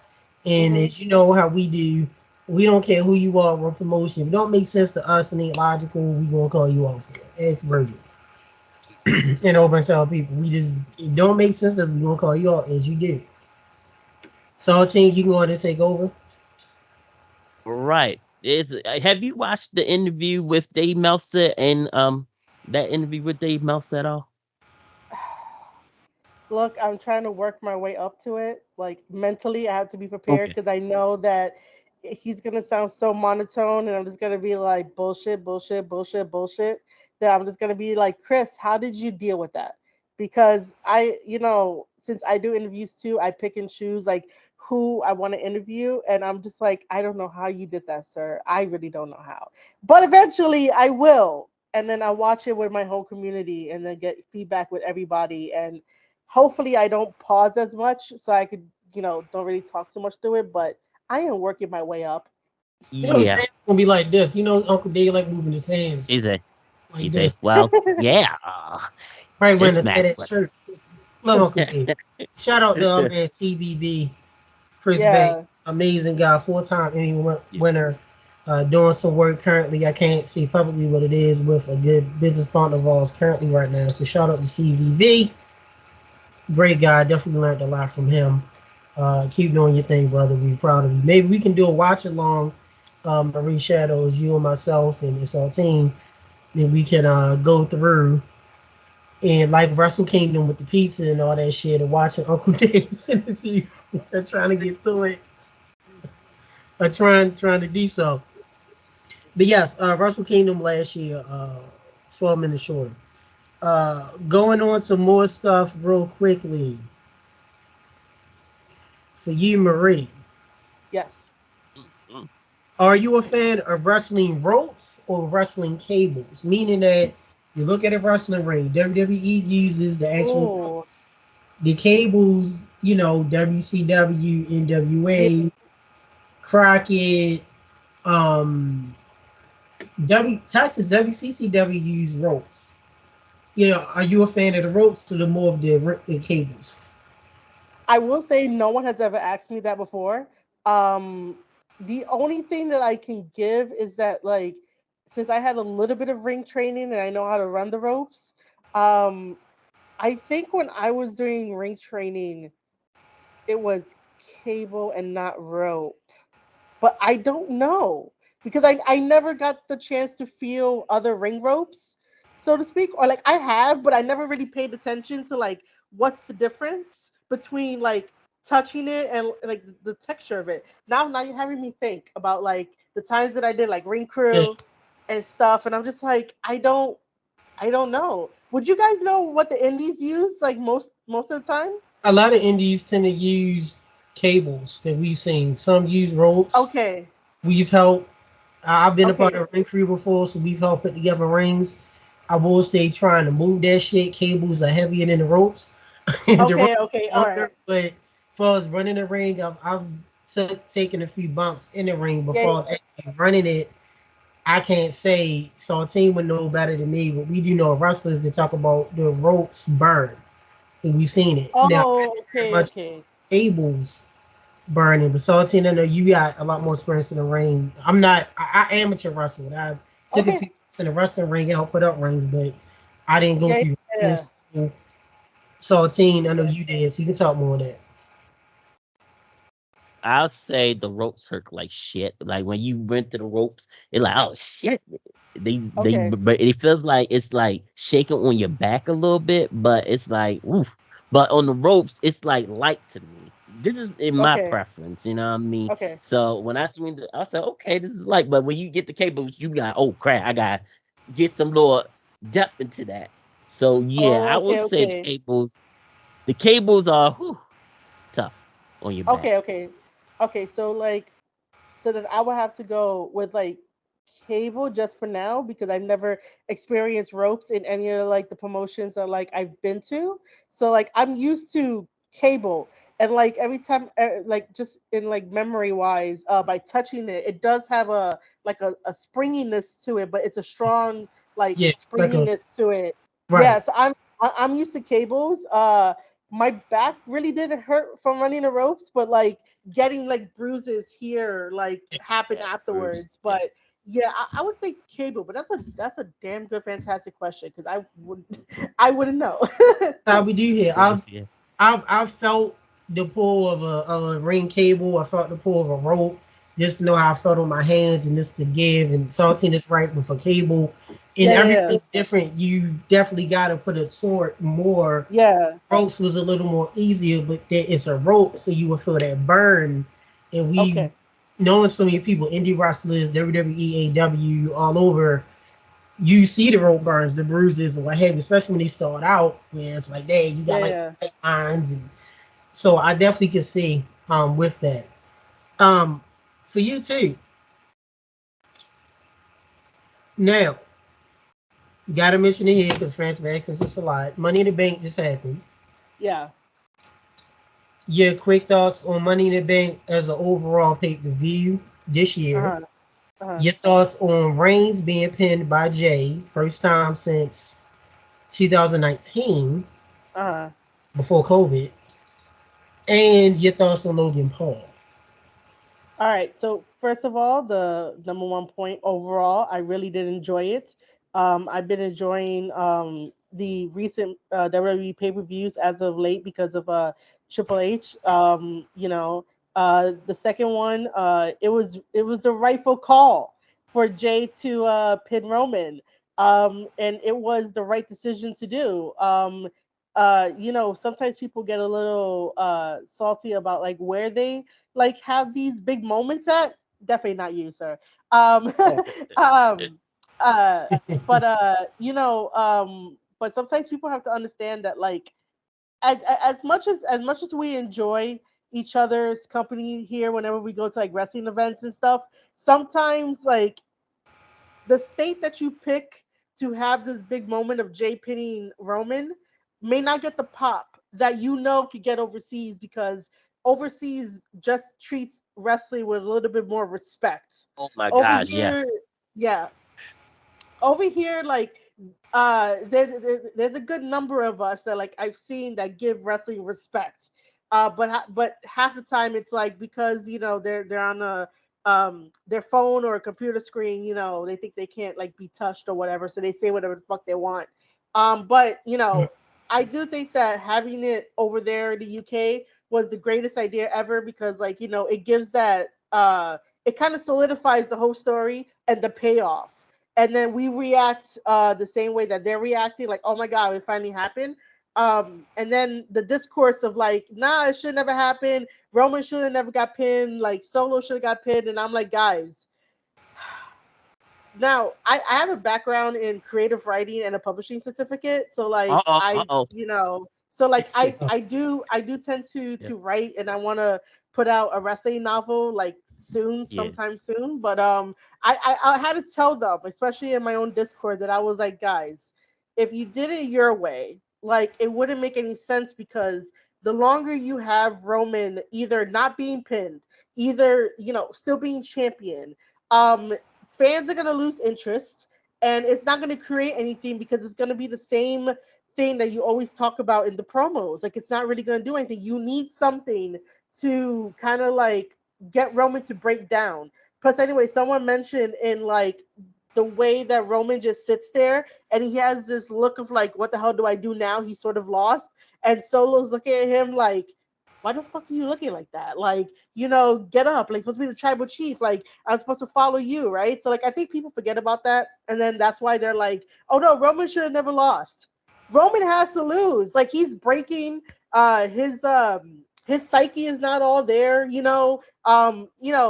the pun is Roman Reigns and how the Roman Empire, fell. Like all good empires fall, all good gods fall. That's why we have like mythology and shit. So like Roman like has to fall. Like he can't just be unbeatable forever. Like that doesn't make any sense. And then the third thing about Logan Paul, like it's Logan Paul. Luckily he didn't get the money in the bank because I was like, man, if he did, yeah, it'll be good for marketing. But at the same time, it's like, what is he really gonna do with it? He's not gonna show up next Monday. He's not gonna show up maybe on a SmackDown. He's gonna be doing whatever he's gonna do. I will say, I will give him props for being like getting to be a wrestler, but that's as far as it goes. Also, another quick story, um, which I found kind of interesting. So, like, since I read a newsletter, the company of the newsletter called Substack did a little meetup here in New York City. So like I've been with Substack for like a while, just doing like content for them and newsletter stuff. So when I went there, they had other Substack writers. The CEO and community manager was there, so they both know my face and stuff, and we talked and whatnot. So yet again, I'm the only girl that's like, hey, I do wrestling content. I do wrestling content. So everybody was like, what you do? So I had to tell them my whole story. So we got to a conversation where like we were talking about like WWE, and I was like, I mentioned the name Roman Reigns. Somebody was like, oh yeah, I know who he is. We never had a conversation about like Logan Paul, because I know most of them like either know about pop culture or like write something about pop culture and stuff, but nobody mentioned Logan Paul. The moment I mentioned Roman Reigns, they were like, I know who that is. And I was like, yo, that is very telling, because you would think that New York, being like one of the mecca cities of like pop culture stuff, people would know like who Logan Paul is and what Logan Paul's been doing and stuff like that. But that just goes to show you that no matter what happens, it's always going to be the wrestlers rather than like the celebrities, unless you're like a Bad Bunny or like a Cyndi Lauper or like or Mr. T or a Mike Tyson, So I found that to be interesting when I was talking to people, getting out there and letting people know, yeah, wrestling's still alive, guys. I'm keeping it alive. Yeah. Yeah. Continue, Saltine. Yeah, that match, because I thought that was a good idea for Jay to win, because Roman Reigns even talked about it, like sooner, because he about to leave soon. He was talking about leaving sooner than later and stuff, because he needed like relax, because he been doing this straight up for a while, holding that title, like saying, okay, yeah, I need a break. So I guess they was testing out the waters for Jay to win and say, okay, let's see what happened.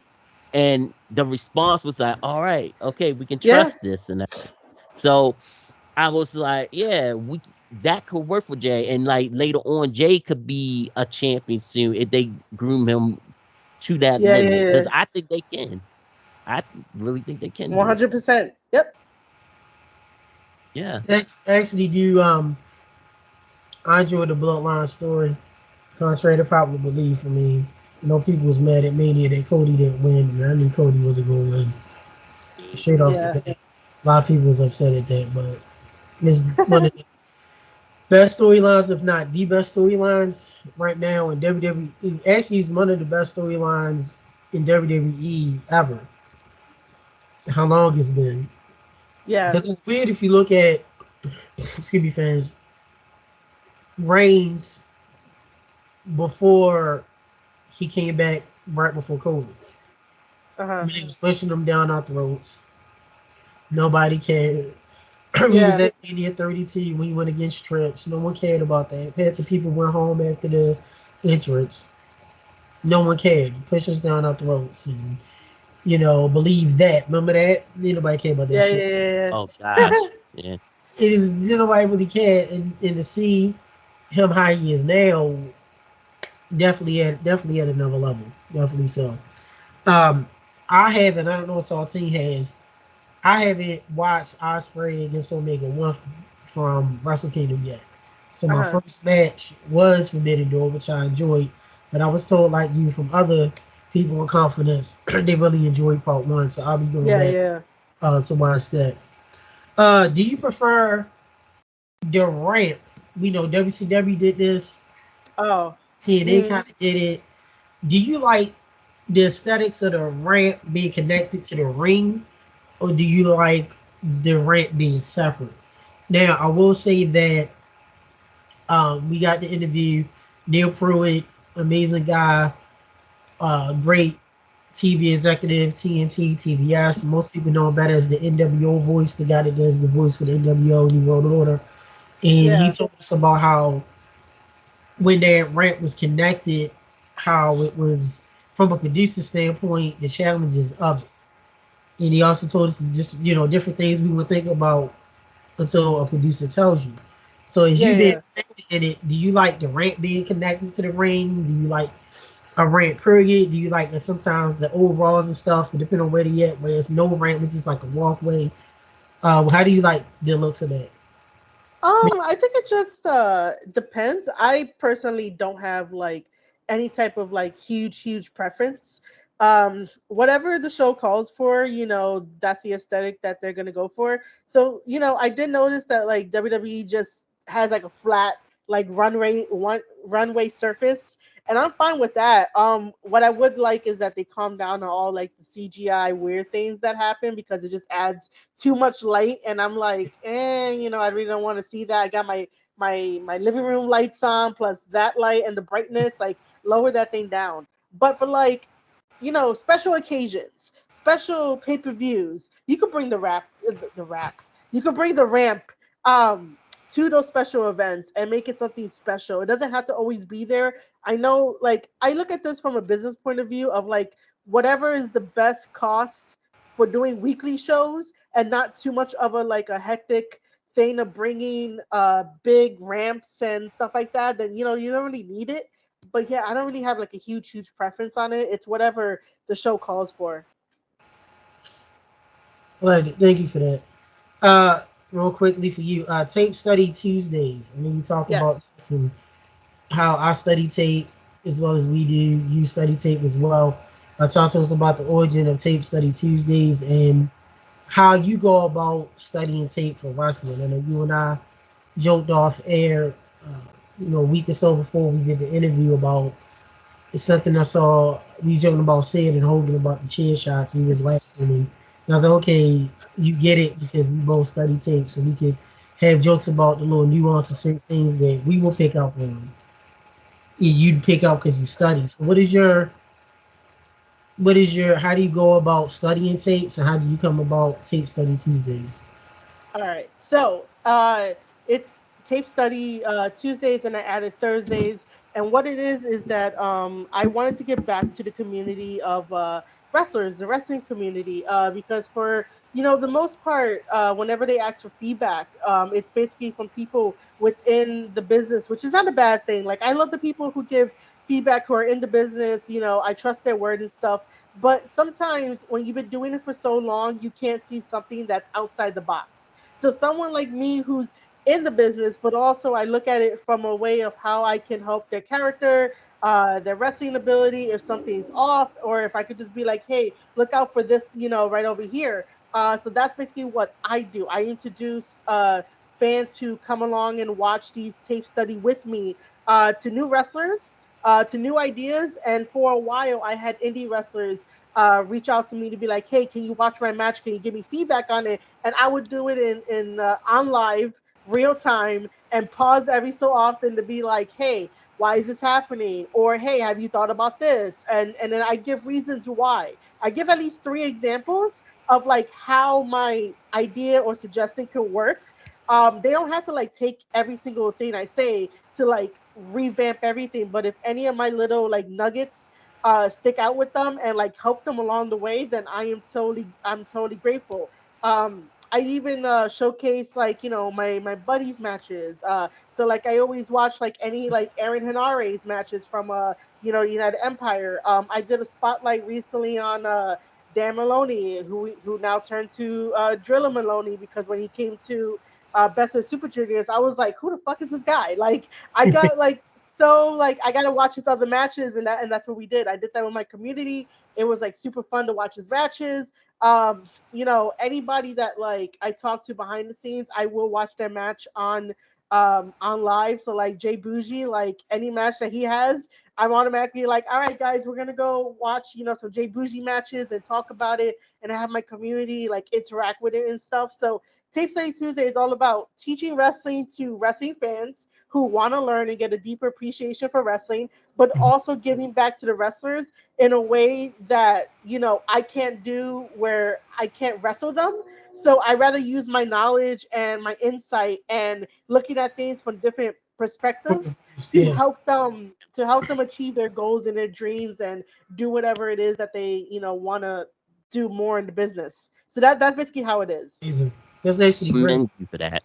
I commend you for that because me and Tech, we have indie guys coming to us, talk about the magic because we be out there looking at it and they say, hey, Tech, hey, Yeah. Saltine, what y'all thought about the match? And we tell them straight by straight, Yep. bit by bit, what happened. Oh, you did this wrong. How about you do this next time? You know what I mean? And when they look at us, they was like, wow, y'all really cool. Y'all really know your shit. Thank you and appreciate you. And I was taught also by a manager named, I don't know if everybody know him, but I think everybody know him probably or heard of him, Andy Weinberg. He taught Uh-huh. me about, analyzing a match, Yeah. like really see Mm. what they do, even put it on slow motion, like even Yeah. like, Yeah. pause it and like slow motion, see what they was not touching. They gotta touch it, make sure everything's touched, not be like, oh, don't touch it. Make sure everything is connecting so it Yeah. can add to the match better. And we love Andy. And shout out to our brother. And we can get away with saying is you didn't see him tons of times the old ECW, Mm. WWE stuff. And one thing we do, as you said, you do with Maria is people ask feedback. I can give feedback as as a broadcaster, as a wrestling fan, outside looking in. But if I'm in the locker room, we've been there with a Jake the Snake, with a Elijah Burke, with a Jeff Jarrett, with a Nash, with Mm-hmm. the late great Scott Hall, who we've been backstage at shows with, who was amazing. You go to Yeah, them yeah. for wrestler psychology. I can't give you psychology as a pro wrestler. You go to them because you're a wrestler. You go to the legends. I can give you my point of view as a fan and as somebody that's a broadcaster. Looking at, okay, this is what makes sense to me. This is what doesn't. But Right. you go to the legends as far as the in-ring stuff that's going to say things we're not going to know because we're not the boys. We're not in the Yeah. ring wrestling. They're going to give a different point of view. So it's great that you do that to get Yeah. that they can get that point of view Yeah. because we know you in the midst of doing something, you do it, you think it's cool, and it's like in everyday life, you have a conversation, you do certain stuff, and somebody can come to you, whether it be your wife or your husband, boyfriend, girlfriend, sister, brother, whoever, and say, "Hey, you did this. Why don't you try it like that?" Or like, "Oh, I didn't think of it like that." So that's always good, and it's great that you do it. You get back to Yeah. the community, and it's good for a sense of belonging because we're all wrestling fans and we like it, and we remember how when it was like cool to be wrestling fans, and then sometimes it's not cool. Like, oh, why do you watch it? Why do you do this? Why is this? Is that? I shut Yeah. up. Yeah. Shut your mouth. You watch reality shows. Shut your mouth.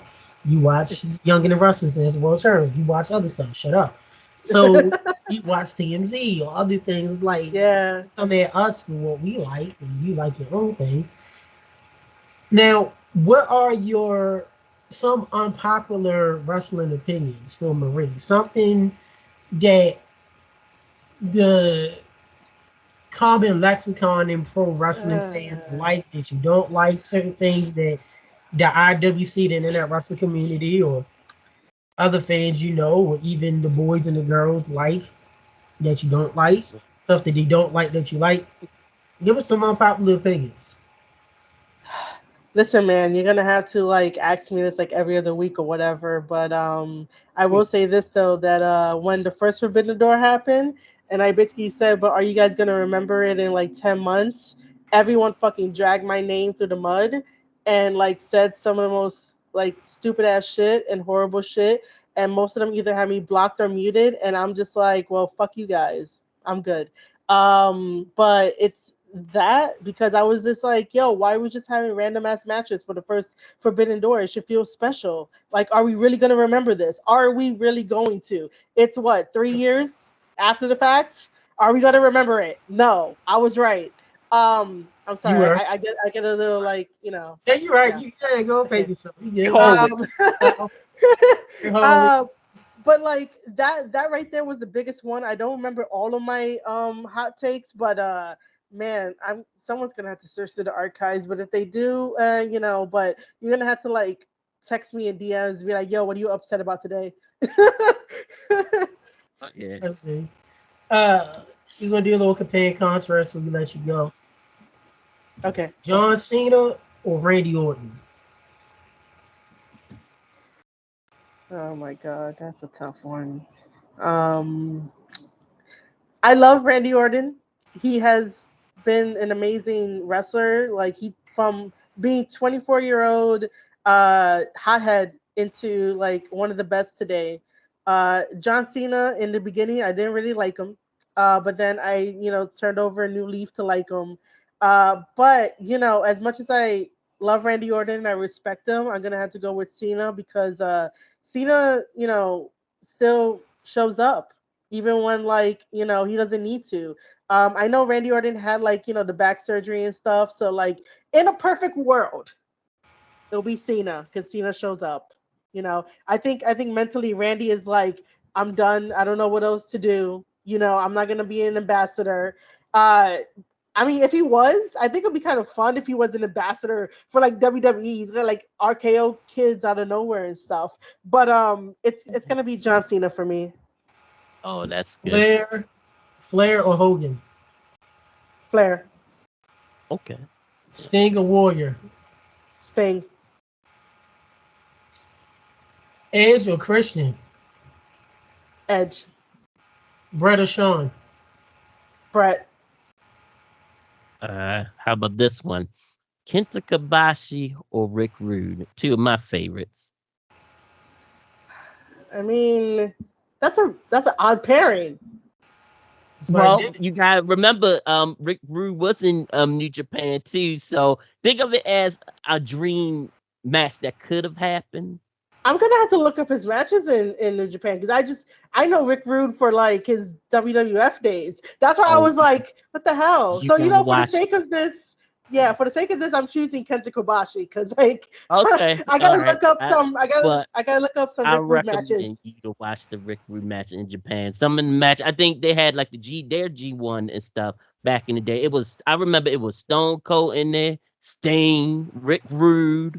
It was like, I was like, wow, this is like, because Tech told me to watch this, man. This is like one of the best G1. This is like people that's like in the main wrestling. And I was like, I'm gonna go watch that.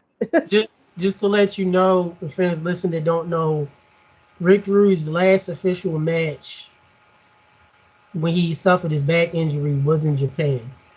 It was against Sting. Sting did he jumped off the rope, did a crossbody, and in Japan sometimes you had the floor, that platform, and when Sting landed on Rude, his back hit the platform before he fell. Similar to, think of like the Royal Rumble '98 when Michaels did the backflip with Taker, and the small of his back hit the casket and messed up Michaels' back. That's the match that ended Rick Rude's wrestling career. But yeah, rematches in Japan definitely was good. You definitely had a lot of cussing and a lot of stuff going on. Get up, motherfucker!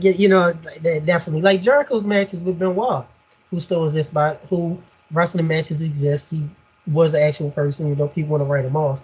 If you watch Jericho matches with Benoit back in the day, like the Super Junior matches, Jericho was throwing F-bombs like I don't know what back then because you couldn't really do it in the States. WrestleMania Marie or Starcade? Man, these questions. Starcade was special. Wrestle Kingdom is special. I'm gonna go with both. Both.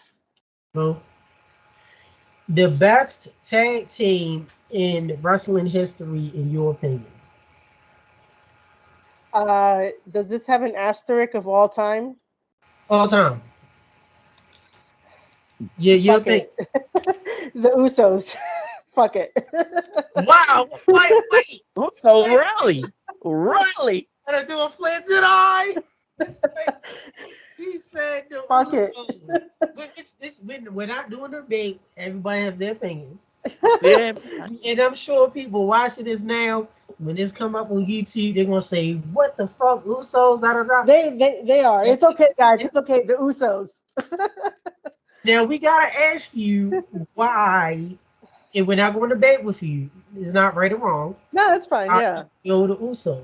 Now you talking about the Usos with the 15-minute intro with the blood and the case. You talking about the Usos now? Why the Usos? Well, so because you asked the question of like who's like the best tag team, right? And that's why I asked you for the asterisk. And once you said of all time, I was just like, fuck it, we're just gonna go with the Usos for this answer. Because I was gonna give the Uso answer anyway because like they are like really one of the best tag teams. Maybe of all time that's like debatable, but like I thought we were gonna do something where it's like I would say that the Usos are better than the Young Bucks at this moment. So I'm just gonna go with the Usos. There are other good tag teams that like I really really enjoy, and they're on a really good consistent basis. But like there's just something that like when I watch the Usos, when I sit down, there's a different level of emotion that I get from them and their performances, and the little details count. At one point I could say that like the Young Bucks were the same way too, where the little details count. But now they're getting fucking sloppy. They are getting super sloppy with their storytelling. Yeah. So, just for this, even though I know we're not like debating back and forth, but like if someone had asked me on the spot, like the greatest tag team of all time, I'm definitely gonna go with the Usos just because of like recent memory. I'm not gonna go with like old school kind of stuff. But I'm used to people just being like, "Ew, why them?" or "Why not this?" Like I remember making a TikTok just to be, on the trendy side of like, tag teams and stuff, and somebody commented, "How did you forget about the Road Warriors?" And I was like, well, you can make a video responding to my video about your favorite, so go do something. Like, like why are you telling me that I forgot one of your favorite tag teams that like I know about, but like they were just on my thing. So yeah, Usos. I will agree with the Young Bucks. Back in was it 20? I think the best Young Bucks year would have to be like 2016 to 2018 when they were in New Japan. It's like Yeah, with their matches and stuff, they were fun because Tat could tell you I was Bullet Club heavy. That yeah, them AJ stuff, that was my Bullet Club. And Finn, oh my gosh, I'll say yeah, yeah, yeah, yeah. these guys can. They were better in the mid Yeah. 2000. Yep. 2015, excuse me, not mid 2000s because I'm thinking Yeah. I'm Yeah. going back. The Well, yeah. 2015. There's a question I did with my good brother Chris Featherstone, Pancakes and Power Slams. It's something that we do when we do reviews of matches and Raws and pay-per-views from all over. Because we're fans of wrestling, not just WWE or WCW Yeah. or AEW. At Forbidden Door, there was, let's count this, one, two, three, four. And then you have double, let's see, 2, 4, 6, 8, let's see, that's 5. So that makes 10, 11, 12. So you had a total of 12, 22 super kicks was done at Forbidden Door 2023. We have something we call super kick counter because that is one of the moves that we see all the damn fucking time. All promotions. Remember Chris Adams did it. Gentleman Chris Adams. The kick was ugly as shit, but it was effective. Yeah, sometimes he do it ugly. Yeah. It was ugly as Mm-hmm. shit. Remember when Mm-hmm. Shawn Michaels started doing it and Gorilla Monsoon said, oh, the Savate kick. Oh, the Russian side kick. It was random. And then it Yeah. became the sweet chin music. And then no one really did it much. I mean, Michaels did it in the heyday. Savio Vega, he was Quang. You had the Cryonic kick. Shout out to our man Glacier Ray Lloyd did it. His was different. Larry Flynn. Yeah, we were Mm-hmm. way back, digging real deep. Larry Flynn, remember him? Yeah. Larry Flynn, WCW. You had certain, Old Sally Goldberg. Oh yeah, gosh. yeah, people, the Eliminators, Saturn and the late great Coronas.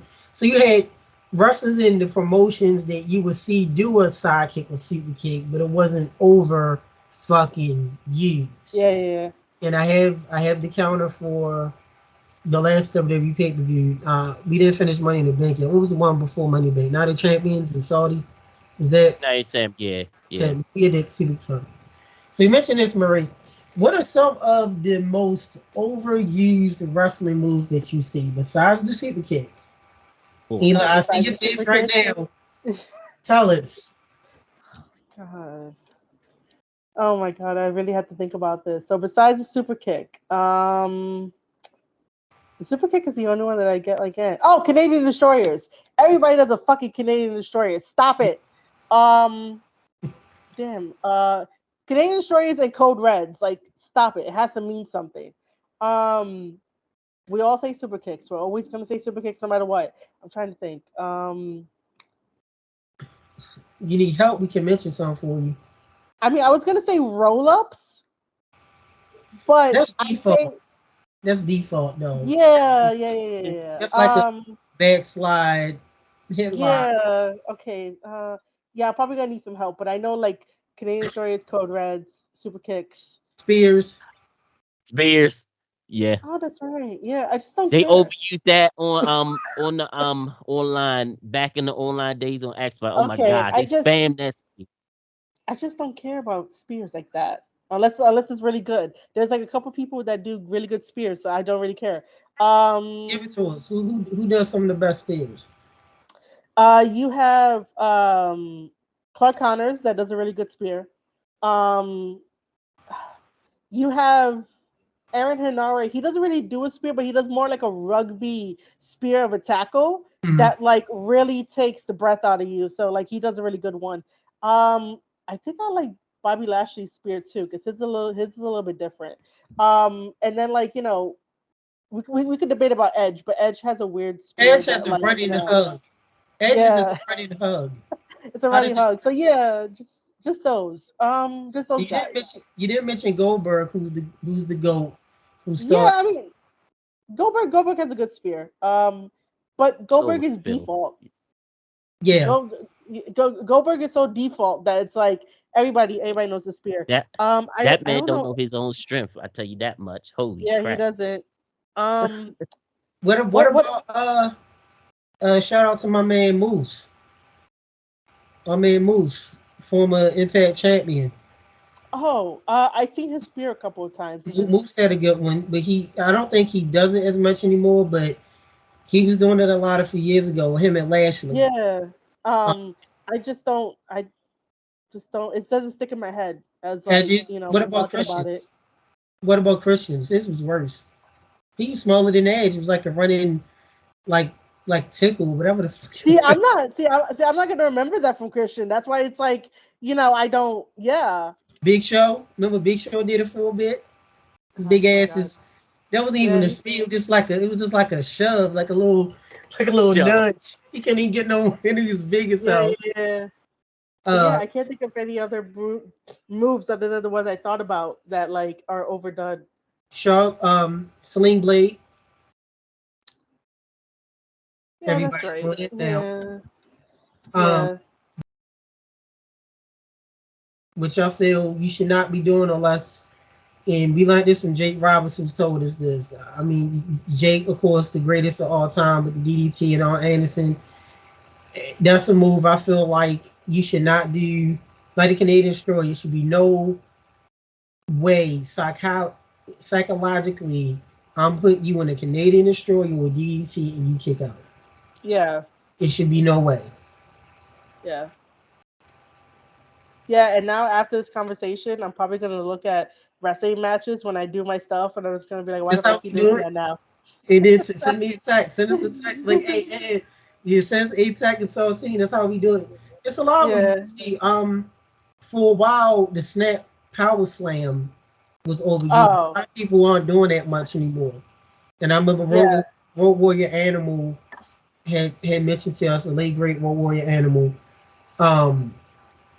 about how he wasn't a fan of the Snap Power Slam because of how dangerous it was, and then to think about if you don't hit it right, their head is so low. So he was more a fan of the big over, like the Eds and the Lugers and the Kane did it for a bit, like where you kind of lift them up some. Yeah. Saltine, any other? Oh, I give you another one. Running knee. Of course, Omega with the V trade. Oh, that's right. Yeah, that's overused. Yeah, everybody uses it. Everybody uses that. What came to my mind? Everyone uses some type of cutter, whether they're jumping off from like the ropes or somewhere. They're using some type of cutter, and I'm like, guys, like less is more, Well, your boy Moxley does the cutter. He does everything. He does everything. That's a trigger. That's gonna be a trigger for Marie. He starts sending a Moxley gift so we can get. Oh my god. Listen. I'm friends with other people from the Pro Wrestling Roundtable, and they tease me about Punk. Okay, so like it's not gonna be no different. Okay, so before we let you go, and it's a joke we always use about triggers. Everybody has a trigger. It's a joke about negative stuff or wrestling stuff. Yeah. Punk. Why is Punk a trigger for you? All right, so very quickly, I know a lot of people are getting to know me. So I was a diehard Punk fan for the longest, ever since his Ring of Honor days. So I grew up with watching him in the business and stuff like that, and I believed every single word that he said because he was the voice of the voiceless, right? And I was trying to find my voice. Like this wouldn't be me when I was a teenager. Like no, I wouldn't be this very outspoken. So because of him, I got confidence and shit like that, and to just stand my ground on certain things. So big fan, huge fan. Followed him through like WWE, but then once we got to the Tell All podcast that he did on Concabana, that was it. Because I don't really like when people throw other people under the bus and like sort of be like, oh well, I had this sort of thing in my back, and it took your lovely significant other to be like, oh, go get a second opinion. Bro, you should have went to get a second opinion once you knew your body was off. If you listen to your body, like your body is gonna tell you, hey, I don't feel right. You should go to a actual doctor and not like listen to the doctor that was in-house, because that in-house doctor is gonna see everybody. I just didn't like the way that he threw people under the bus, the way that he was like, oh, but me. And I was like, bro, what the fuck? So I was like really angry at that point. No longer a fan at all, like cursed his name. We got each other blocked on Twitter, just because I sent an angry letter and he didn't like it. And then years later, after like reading everything about the whole trial and stuff and just keeping up with that, but it was still like fuck Punk. But years later, when he's in AEW, I started to see that, like, yeah, he probably did grow up and like mature a little bit and understood what happened, but like the fans giving him shit, I started to like have a little more empathy for him, just to be like, you guys don't see the bigger picture. You guys are like, some fans are just selfish. So I'm just like, you guys are not going to change your ways and stuff like that. To talk, that bad about CM Punk, a guy that you technically don't really know, down to a T, like you shouldn't really be saying shit, right? But it's still fuck Punk. So basically it's one of those things that like I have a love-hate relationship with him now, or of him, but it's still fuck Punk. Fuck Punk, fuck them kids. Not all kids, just in the context of the Okada storyline. Because you know how sensitive people get nowadays. Before we let you go, because we thank you much for your time, Marie Shadows.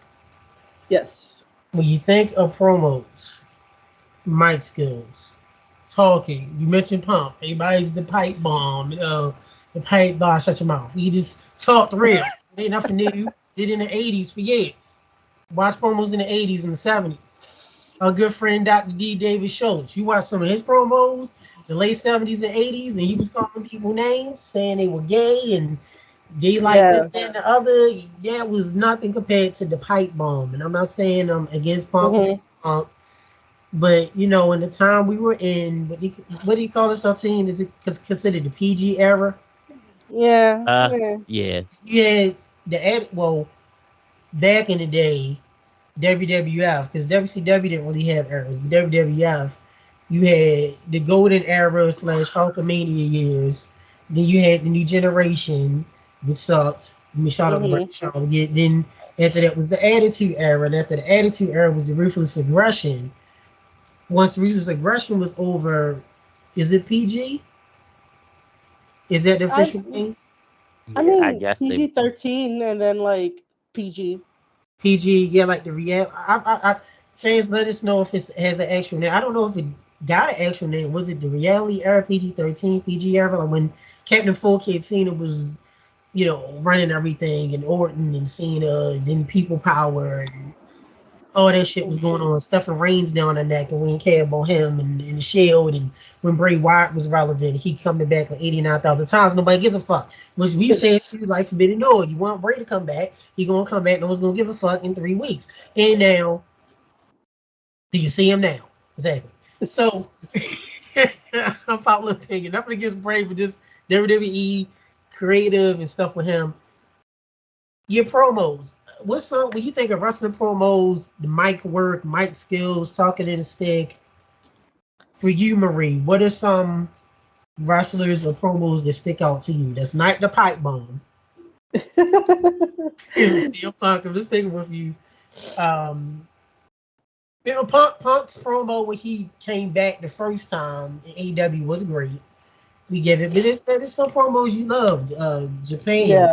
you know, Japanese. If you don't, just WCW, WWF, WCCW, Ring of Honor. What's some promos that you love? Um, anything done by Ric Flair, because I believe this dude like through and through, no matter what he said, like he totally brought it. Dusty had really good promos. Um, if we talk about like modern time for like right now, Jay White is still like one of my favorite guys to cut promos. Like that dude made me freaking believe everything. I need to watch. Osprey has some good Osprey has some good promos too, even though he thinks that he doesn't have it, but he does. He does very good when it comes to people telling him shit, and he's like, "No, let me tell you the real story." Those are like his really, really good promos. But if you ever need promo help, I could definitely help him with that. I have no problem doing that at all. Who else do I have in my mind? That I'm really enjoying. Crap. Let's see. Let's see if I for Ring of Honor if I remember. Um, oh, we can't forget to talk about the one Big Papa Pump promo of that TNA promo that we all Japan, love. which was right. Which was right. Yeah. What they say That there? What they saying? The math was mathing. Everybody keeps saying that something, whatever it is math is mathing. Science is science. Everybody using that. The math was right. yeah. Yeah. Damn, I was trying to like remember it, but my brain is like, no, you're not gonna do it on air. Um, let's see who else other than like Triple H had some like really good promos leading up to like his matches with like Shawn and stuff. The best promos are made when you're fighting friends and something real. That whole entire promo stuff with Edge, Matt, and Lita, like Yeah, those are it was great. fun. That's Um, let's see, you but gotta give yeah, Edge those one. You what gotta happened? give Edge. Inside joke, my buddies. It's all about me, Sean. It's about me. He was going around. Yeah. It wasn't Um, great for that. Just the random stuff, The funny. It's about me, Sean, and was he Saltine? We talked about this recently. Was he feeling with Cena when he went to the kids? He kept saying, "You're wrong. You're wrong." You know what? Remember oh that? yeah. Say, He You're was, wrong. good Yeah. times, man. Basically, like any promo that Cena cut after him being like Thugonomics, because those are always fun. Those are always passionate and stuff. Now he's like super humble, and I'm like, Cena, stop making me cry, dude. Like I watched you for so long, stop making me cry. But yeah, I mean, I'm just gonna list off with those few. Um, I do want to say though that like Jay Uso needs to drop like a mixtape because I think that every time he gets hype and when he cuts his promos, I'm like, bro, yeah, this like when is your mixtape gonna drop? He has all the moves and the vibing and His stuff. I'm head like, be like this, like oh crap, my damn, there we go. My camera got excited too, but yeah. Oh my goodness. yeah. She's still stuck. She got excited talking with Jay. Yeah. But Yep. yeah, I'm just gonna end with like that few. But Okay. Yeah, it if froze. anybody, what happened? Nothing. It froze, but it's okay. Keep Yeah, you Yeah, talking. yeah, We still can yeah. hear you. posting on our end, but you keep talking. Oh man, but I'm moving on this side. But I was gonna say that if anybody out there that's like listening, if you ever want help with promos, I could definitely help you out. Oh, we definitely will love that. You're right. Jay does. um, I didn't think about that. The mixtapes.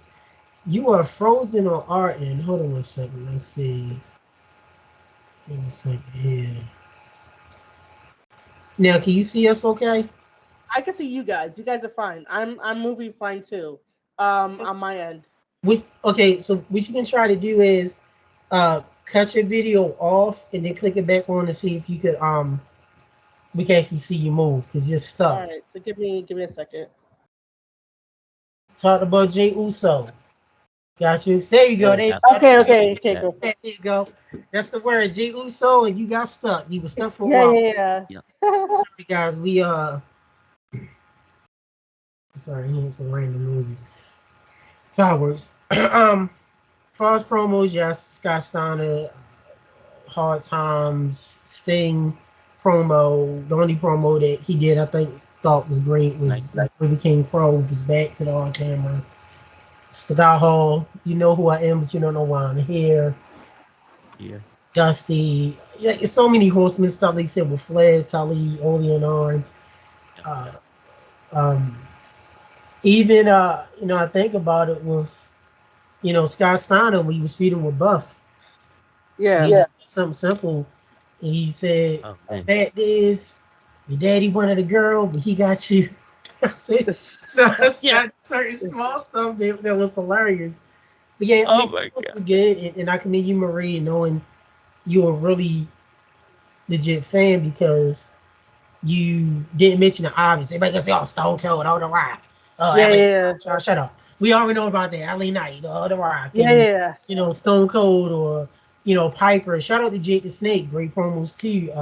yeah, You didn't go by the obvious, which is good. Even now with Heyman being probably one of the best, if not ever, as promos. yeah, Definitely with everything he does. Brock, give Brock credit. The stuff Brock has done now that he can talk. Because remember how Baby Brock used to be. It was yeah, like, don't yeah. fight. And now he's just so fun with that. Right before, real quick, before we go, thoughts on the New Day. I love the New Day. I just don't know what happens in 2023 when they all get back together. Just because I know the magic is probably it's still there, but it's not as great as like it was when they were all together. I don't know what's next for them, but I really did enjoy New Day as a group. Up until Big E got injured, and then like I think Kofi is still out with an injury, but I'm really more concerned of like how they're gonna fit in 2023 and going forward with the way that Triple H is doing things, with the way that the tag team is doing things. Do we send them back down to NXT just because to help out the guys, or what is next? For them. But I really do enjoy watching New Day wrestle and stuff. I remember when New Day first debuted with their original music before what it is now. And we was like, what the hell Yeah, doing? And then Bootios and all, yeah. Mania 32. No, it wasn't 32. Mania 27. No, was it 32? Yeah, No, WrestleMania 32. It was 32. one of Yeah, those 32. years. Yeah, Even wonders. because New Day wasn't even around in 27. That was my first Mania in Atlanta, Georgia.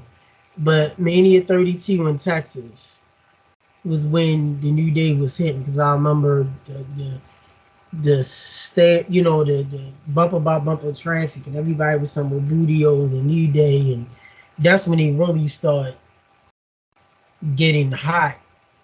And I was like, you know what, they gonna be the next hot thing, and they were. All three of them.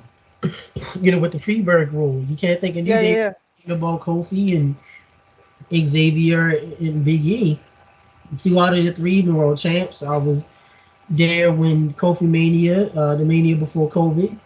yeah. That was amazing. That was one of the biggest pops of the night, definitely. And then after that, everybody was just tired and ready to go home. I was. So Marie, thank you for your time, Marie Shadows. Shout out to Daddy Shadows. Rest in peace. We're not Thank sure you. where Mama Shadows is at, but gotta give a shout out to her because without her, you would not be here as well. Yeah. Now, you being a commentator, content creator, podcaster, take study Tuesday everything that you've done, ex-WWE employee all the great things that you've done. We'll give you time now to plug anything, how to reach you on social media, any great things you have coming up, as far as appearances, shows, charities, publications, foundations that you support, and what's next for your shows. All right, cool. So this was fantastic. We talked about like wrestling up and down, and I freaking loved it. So thank you guys for having me. So once again, I am Marie Shadows. You guys can follow me on Twitter at Marie_Shadows. There in my profile, you can have you can go to the link tree. My Discord link is there too. So on my Discord, we have wrestling chats where weekly and daily we talk about the wrestling shows. So if you're a fan of like AEW, WWE, MLW, Impact, like wrestling, New Japan Pro Wrestling. We even have like a section for Noah because somebody wants to cover their upcoming N1 tournament, which is similar to the G1. So we have that too. All right. So like we love wrestling through and through. So my Discord link is there. I stream on kick.com/Marie Shadows. You can also still find me on twitch.tv/Marie Marie_Shadows for Twitch. You could also sign up to my wrestling newsletter. That's an extension of my podcast, the Square Circle Podcast. So you can head over to marieshadows.substack.com for the Square Circle Society. The Square Circle Podcast, you can find it on all major podcasting platforms. Comes in video and audio formats. If you want, you could also go to Amazon and get yourself a wrestling planner from me. That'd be very, very, very awesome. Great, very great. This weekend, July 8th, which is Saturday, it's not Sunday. Let me just make sure. Yes, so this weekend, July 8th, it is me doing commentary again for Goddesses of War Wrestling over in Lakewood, New Jersey. Our main event over there is going to be Marie Valdermina, the Goddesses of War Women's Champion, taking on Holly Dead. I get to call that match and all the rest of the matches, and it's going to be fantastic. I'll have a vlog out, and you guys can watch that vlog up on marieshadows.substack.com as a newsletter. It gets to go to your inbox directly, and then also on YouTube after the fact. But yeah, I'm just really excited for all opportunities to, just fall in my lap or I, go and get them. Don't be afraid to chase your dreams and stuff like that. As far as like charities and other stuff like that, I basically support everyone and anyone who is like ambitious, who wants to achieve their dreams, who wants to go the extra step and the extra mile. Like it takes $0 to be that friend, to be that support and be like, bro, like I got you. Like we gotta do this together as like a community that's like not toxic, but still be real with each other. You know what I mean? So I try to be the best that I can for others around me in my community, to lift them up and let other people know that there are other content creators out there that are not gonna just take your money and be like, oh well, plans change, I'm sorry, you can't get mad at me. I don't do that type of shit. Like I let you know what's up. But other than that, like this was fantastic. I hope you guys follow me and also follow, Under the Mat Radio as well. Thank you much for your time, Marie Shadows. You have Eric do the honors of closing this off. Marie, you can, after we end this interview, you can stay with us for a second after we end the go at Saltine. I want to say thank you, Marie, to coming on the show. You're an awesome person. We like to learn about people because, we've been off for a minute and we try to bring y'all back because we believe we need to support everyone around us, even after us. Because we've been out, like I say, for a decade. And I came in like around 2015, late 2015, and I learned a lot. So I appreciate coming in, and we will support you through and through whatever you need. We got your back. I appreciate that. Got you guys too. No problem. And thank you so much. Mm-hmm. Thank you much, Marie Shadows. Stay with us as we close it, everybody. You have heard our exclusive interview with the great Marie Shadows. Other than that radio, great Skype interview. You're listening to this now. It is still July the 6th, and by the time you watch this, it is edited, will not be July 6th. But still, Marie still will be here. Other than that radio still will be here.